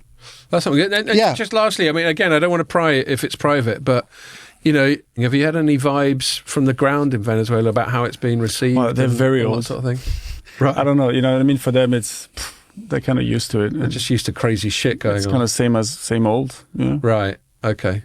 Oh, well, I mean, at least it shows that nothing really dramatically negative has happened. No, you hear stories where, so-and-so, who knows, somebody was pulled and they checked their phone and they arrested them because there was because they weren't comments in there. Right. So it's probably quite repressive. Which is weird, because why would they do that and then freed prisoners? It's like, they just... Well, I think it's just going to be a mess for a while, though, isn't it? Well, in power vacuums, you just get fucking chaos. I mean, I'd read reports on the BBC that there's already sort of armed gangs out on the streets and... or they're like It's like actually kind of official, Well, and you got like the Tren de Agua and that sort of thing. No. They have this sub-army thing. Right. Guys on bikes. Militias and... they're... Yeah, well, that's what I was curious about. So I'm relieved that certainly nothing's happened to your in-laws anyway. It's just that the broader point I want to make on geopolitics is, what kind of a precedent this sets for things going forward. So basically, America's saying, that there's this term which I think Donald Trump either coined or appropriated him for himself, called the Donroe Doctrine. That's it. Which is derived from a thing come up with, I think, about the 5th US president or something, who was called Monroe. And he came up with it. It's basically saying, look, we reserve the right to push back if you fuck around with our hemisphere. And what that was really... Well, I don't think those were his precise words. It was telling Europeans to stay out of Latin America. It was like Spain reconquering Mexico or something like that. So like the 1898 war between Spain and the US, I think, was very much based on the idea of the Monroe Doctrine, that they didn't sort of want... They didn't want European powers interfering in places like Cuba and stuff. Yeah, exactly. And it was very much born of a new country, which had only recently got its independence from Britain, saying, look, can you just stay the fuck out? Yeah. And Europe obviously was much more dominant then than it is now. And then the Donroe Doctrine just seems to be this reassertion of American hegemony over the whole of the Americas. Yeah. And, I agree with you, Ian, it's not democratic, it's negative, it's retrograde. What is the moral, the America's extending, by the way, to Greenland as well, because it's obviously very, very close to Canada. So yeah, indeed. I don't understand that. They can have as many bases as they want there. Because it's full of rare earth material. But they can also, they said they could dig as well. Yeah, but they want more than that, don't they? They obviously want control. They want to have it as an asset that they think's needed to sort of counter Russia and China and be able to do something about Russian and Chinese boats around it all the time, and them getting access to some of these rare earth minerals, which are actually getting easier to dig now because of climate change. Something that Trump says isn't happening, but So what they're doing is they're asserting in this regard their hegemony over their area, and I don't like it. It leaves a bad taste in my mouth, but that's what they're doing. The thing that I think is interesting about the precedent it sets is they're basically going, look, if we don't like the look of what's going on in another country, it's totally fine to invade it. People say they didn't invade it. They did invade it. They send lads in. They kidnap their president. It's a fucking invasion. Yeah. Just because they haven't totally sent boots on the ground. What's funny is that it looks like Iran is like asking for it now when they're on the street. Yeah, saying, well, what about us? Could you please? Yeah, there's these protests, aren't there? Lots of that going. Well, just like you've got connections to Venezuela, I've got connections to Iran, and so we're keeping a close eye on that. Yeah. But then this means, like, do you remember everyone agreeing that Russia steaming into Ukraine because one of the stated reasons was that it didn't like the eastward creep of NATO was completely out of order, and suddenly they weren't allowed to go to Wimbledon and their fucking flag had to be blanked out and all that bullshit. Is it the thing is that is it different when you want to actually claim the land? Which is what, if Putin wanted regime change, he would have gone straight to Kiev and do something. Well, that's what he tried to do at the start. He just failed. He tried to go into Kiev with tanks at the border. No, but they'd gone all the way to Kiev almost. Yeah, it's just they couldn't maintain their supply lines. But then you don't also go with all the tanks at the border. You know what I mean? Like, why would you? Well, I think what Ukraine ended up being was Plan B after Plan A, which was decapitation, failed. Yeah, but either way, I mean, you're right. They're different things. A full land invasion versus this much more surgical intervention. Yeah, they didn't blast random buildings. But it still comes down to asserting your will over that other country. It's just through different means. And so how can we criticize Russia for...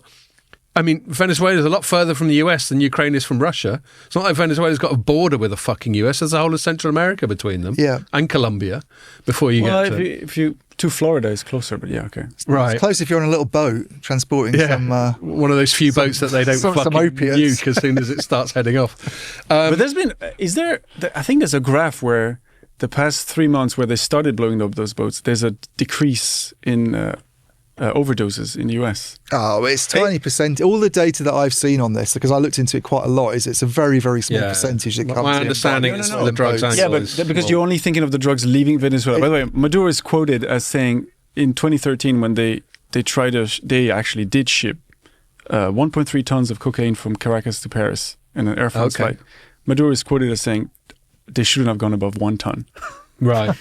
No, I'm sure he gets revenue. But they have hands in a lot of pies. Like, there's maybe a small that actually leaves Venezuela, but then they're involved with the other countries' drug trade. Well, I mean, it was a pretext though for doing it. That's not the reason they did it. If there was no oil in Venezuela, this wouldn't have happened. But then, does that mean because you're president, you can get away with it? Then, well, this is the point. It's just the rule of force. It's basically saying, I've got more money and guns than you, so do what you're fucking told. And this is the point I'm just leading up to. This is a precedent that's being created around the world now. It just feels escalatory. It feels like the whole world is more militarized after that. And maybe I'm being slightly over-dramatic. Oh, you're talking about Trump. I was talking about Maduro. Does it mean because he's the president, he can get away with enriching himself with millions? Well, no, but again, it's jurisdictional. I mean, loads of presidents do loads of dodgy shit. But it's whether or not you can hold them accountable. And America's holding him accountable by kidnapping him. I mean, one of the charges against him was having machine guns. How can you fucking kidnap the president of a country for having guns? I mean, it's ridiculous. Having guns where? I don't know. Under his bed. Yeah. You're allowed to have them in the army, but you can't have them under your pillow. Honestly, if you look at the charges, as soon as he was kidnapped, Pam Bondi, the Attorney General, came out with this stuff. And it was like, we're doing him for being a narco-terrorist and also having guns. Adding too much porn. And cattle rustling and just generally being a dirty old man or whatever they were getting him for. It was like they were just making up crimes, I think they've been building the case for a few years now, but yeah. And one last thing I'll say on the geopolitical side before I'll finish off by giving this a telecoms-y veneer and talking about one more of Ian's stories from this week is talking about that part of the world. America's always saying that one of the main reasons to be belligerent to China is because it keeps menacing Taiwan. Well, how come it's all right for America to steam into Venezuela and not China to steam into Taiwan? So the point is... Is Taiwan leader a dictator, not elected by its people? Well, but that's just reasons. But that's no good if he goes into Colombia, is it? You can always come up with reasons. Even if he has got 9 months left only. Yeah.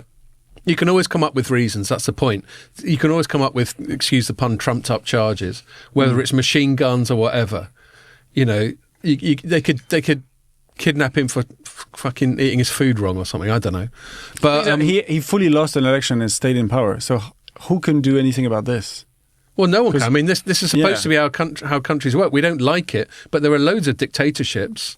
Yeah. Loads of fucked up countries. But they don't have oil.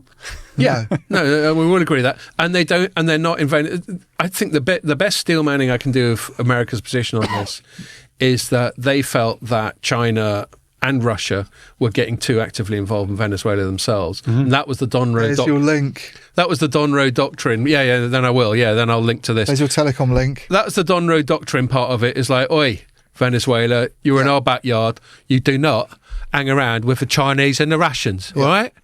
And then Ian, as if he was going to anticipate that, wrote a story which he published a couple of days ago, which is what Trump's Venezuela raid means for Huawei. So why don't you tell us about that? Yeah, so the China angle in Venezuela is quite a big deal, like just in Latin America generally. Like Chinese investors own stakes in lots of projects across Latin America. It's almost similar to what's gone on in Africa, you know, this idea that Belt and Road stuff. Yeah. I think they own this is from an Economist piece, but I think they own stakes in the ports at either end of the Panama Canal as well. That's right, which America's not going to be too happy about. And they've been, and this is really interesting from like a telecom Huawei perspective, because there've been all these noises for about 18 months, 2 years now from the European big kit vendors like Ericsson and Nokia about competition from Chinese vendors in Europe and Latin America. It's like come up a couple of times on earnings calls where Boye Ekholm of Ericsson sort of said they're being particularly aggressive in Latin America. Yeah. And you look at the our friend John Strand of Strand Consult, who does his data on how much kit is used, in European telco networks that comes from Huawei. He's not been quite as forensic in Latin America, but he's certainly noted that some of these operators are very, very I'd love to chat to John about Greenland, by the way. Yeah, it'd be great to talk to him about. I was saying to Michelle earlier that we should. He'll probably listen to this and will send us a message. Yeah, he might do. But he was. He was noting how much Huawei's used by some of the Latin American networks, and they've really gone quite aggressively after that business, I think. No doubt. As a kind of response almost to what's gone on in other parts of the world. So they've obviously lost. If you look at the Americas as a whole, the only telco I'm aware of that's really pushed back heavily on Huawei outside the USA, obviously, is Telus. Canada's Telus. Right. Canada, obviously being one of the Five Eyes countries, was under a lot of US pressure to do something about its use of Huawei. And they very publicly, they've done this open RAN thing. I actually spoke to the guy who's responsible for that project at Fuse in Dublin a few weeks ago, a guy called Bernard Bureau at Telus. But they've gone big on using Samsung instead of Huawei, and they're kind of taking that all out, and they've got a deadline that they have to sort of reach.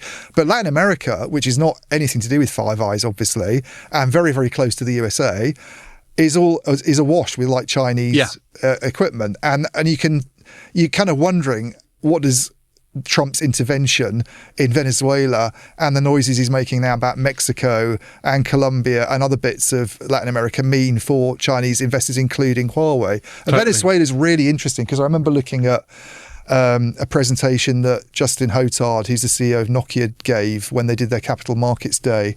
And he had this map of the world drawn up where countries were coloured green if they were open to Ericsson and Nokia, but not Eastern vendors, as he called it. Right. They were pink if they were open to everybody, and then they were grey if there were restrictions on Western vendors, but Eastern vendors were allowed to play. There are only 3 countries that were grey.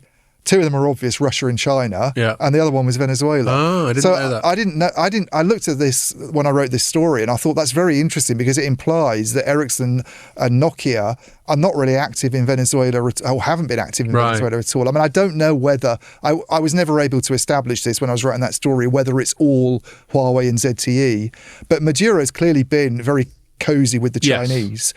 And it wouldn't be a surprise if that were the case. I mean, and is that going to be allowed to last in a Trump-controlled or Trump-run Venezuela? Are you saying that they're going to make... But why would they care if they're using Huawei there? Why would they care if they're using Huawei there? The Americans? Yeah. You're kidding. Are they going to share sensitive stuff with? That's the whole argument that's been going on for years in Europe about the pressure that the US has put on Europe to get rid of Huawei. It's all about ally. Whereas Venezuela is not going to be an ally of Venezuela. That's the whole point of what they've done. They're trying to set it up to be a vassal state of the US. Well, I don't think that's maybe officially. I think they're just trying to get the oil. You just said yourself, you said the plan is for Machado to take over, but they don't want to say that. I think they're only after the oil. They're not going to like put in military base there or anything like that. The whole thing, I think, a lot of this is to do with keeping the Chinese. This is exactly what Scott was saying with the Dunroe Doctrine. You want that area of the world to be under your as much a part of your economic interests as possible. You certainly don't want the Chinese anywhere. Empire. You certainly don't want the Chinese. Yeah. By the way, Huawei is not just doing 5G networks these days, and the concern has always been about spying, obviously, and the ability to sabotage networks and take systems down. You've got American oil companies coming into Venezuela. They're not going to want Chinese networks in there while there's all this stuff going on. There's already Chevron there. And it's not only that, it's how do Huawei diversify after all the sort of sanctions happened? It's gone into things like AI, it's gone into the cloud. So a lot of the cloud stuff, this is where John Strand's really good with some of his data. A lot of the cloud services that have actually taken off in Latin America in the last few years are provided by Huawei.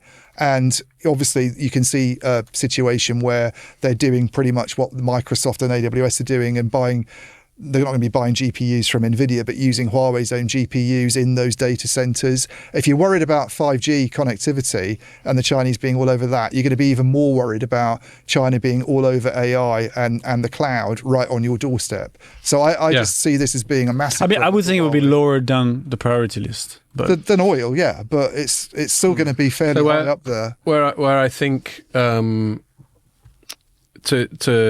sort of distill my understanding of the point Ian's making is if this belligerence towards Venezuela is done in the name of the US having much more control over the country, and one of the things the US has got to be in its bonnet about is, like we had this thing from the White House about winning the 6G race. It obviously considers telecoms to be a strategic technology. Which it is. Yes, it is. Then it's coherent, agreed, after the oil's taken care of and after they've stopped the drug shipments or whatever the other stated reasons for steaming in there is. I think telecom will be above that one. You think so? Yeah. So Ian's arguing that it'll be quite high priority. I think the whole drugs thing is just a complete smokescreen, to be honest. I do too, but whatever it is, that's their stated reasons for going in there. So I guess they're going to have to say that they're addressing it. Shit about some fentanyl coming into the US. Oh, I think he gives a shit about that, but I don't think he thinks it comes from Venezuela. It's a big problem. It is a big problem. I think he does give a shit. It's what he used to... I mean, you're right. If what you're alluding to is it's always just a pretext and not something he genuinely cares about. And then we're trying to get into his mind, and his of all minds is a very difficult one to get into. But the fentanyl thing is a stick he used to beat Canada and Mexico with right at the start of the year. Remember when he started doing all the tariffs and shit like that. So it's obviously, whether or not it's sincere is another matter, but it's obviously a big deal for him. But I don't think there's much evidence that much fentanyl came from Venezuela. Yeah. Well, we'll see when they raise the case, because they probably have details that they cannot share that they put in the case. Well, that's about the only thing I'll say in favour of what they've done is, how there's going to have to be some degree of transparent justice done through the court system in the US. They could have just gone in there and whacked him and gone, we tried to kidnap him, but then he pulled a gun, so we had to shoot him, and they didn't do that. That's the other thing I think that's interesting about because you were saying, the reason they care about what's going on in Europe is because those are allies. I think they'll care much more now about what's on their doorstep in the Americas than what's going on in Europe. It's very interesting, actually, that this whole thing that happened during Trump 1.0, when you have people like Mike Pompeo going around Europe and saying, you need to get Huawei out, you need to get Huawei out. Yeah. We can't have it anywhere near NATO comms, and it's a security threat, and there are American interests here and your allies. There's been no renewal of that at all in the first year of Trump. I mean, I think a lot of the attention's moved on to other things like AI and the cloud anyway, but I think they don't give a shit about Europe anymore, personally. I don't think the US gives a toss about what happens to Europe. I think the only thing that's... I think Europe looks increasingly sidelined in a global His view of way. Europe is, civilizational erasure it faces. There's nothing in Europe that interests the US anymore, apart from maybe Ericsson and Nokia. and they're becoming American companies anyway by sort of proxy. The only. But I mean, if you're the Venezuelan government, believe me, there's so many things to fix before that, like the electricity grid. First of all, diversify for once. Yeah, but think of it from a US strategic point of view. What do they care about? Let's assume that the Americans don't actually give a fuck about Venezuelan individuals at all. So they care about their own strategic and security priorities. And this telecoms thing does fall into that bucket, which is where I think it's reasonable for Ian to make that assumption. But to your point about Europe, and I'll give you two a chance for a final word, but my final word on this, I think the Europe one's really interesting. I agree with you, Ian. I think Europe's looking increasingly marginal. Yeah. I think, if you remember before Mobile World Congress last year, I think we had JD Vance come and tell Europe to fucking sort its life out. Yeah. And everyone just stamped their feet. I think with this Greenland stuff is another statement of Trump basically going, look, Europe, we'll do what we want and just shut the fuck up. And the only thing Europe's really said is like, well, we're keeping an eye on it. Yeah. But they haven't said anything belligerent. They haven't said anything strong, and they can't. There's distinct... There's not a lot they could do about it, to be honest with you, if Trump decided he wanted to take Greenland by force. Well, quite. There's distinct... if NATO didn't exist and all that sort of thing, there are real questions about whether the combined forces of Europe could defend their eastern border even. Yeah. So it's going to be an interesting time for Europe, because I don't think the EU... I think all the failures of the EU that I constantly identified are being manifested. There's nothing coherent, there's nothing joined up. Whereas what America's doing, and I think we all agree that we hate a lot of it, is it's projecting strength. Yeah. And in a time when countries like America and China and Russia are projecting strength, the EU just looks very limp. Yeah, well, so do we. If we put if we put ourselves part of the EU geopolitically, I know we're not part of the bloc. We're the same. We're pretty tame. I'm not really sure where we fit at the moment, and obviously Keir Starmer's in an awkward position, being asked to criticise Trump's. And he's not going to, is he? Well, I can actually sympathise with him not wanting to. It's it's a pretty awkward question to be asked. Well, Trump's very vindictive. All you got to do look at the politician in the US, Marjorie Taylor Greene, was once his best buddy, and then one time she went, "Hold on a minute, what are you playing at?" And he went, "Right, fuck you." Yeah. I mean, he's incredibly capricious in that way. So, do you two have any last thoughts? I think we've done a solid couple of hours, haven't we? No. So, interesting times, basically. But that was a cool start of the year. It's good to be back, everyone. Hopefully nothing will happen in the next week that means we talk about geopolitics next week. Trump to send in physical AI into Colombia. What is this? This is my point. This is the point I made in my dystopian story. Or maybe in a decade's time. But who's to say? I mean, we know that the Russia-Ukraine war has really accelerated the use of drones. Yeah. So anyway, all right, I'll stop there. Enough of that depressing stuff. It's not like early January isn't depressing enough as it is. Especially with no beer. Especially with no beer. Okay, all right. Thanks a lot. Good to be back. Thanks a lot for listening. Make sure you join us for the next one.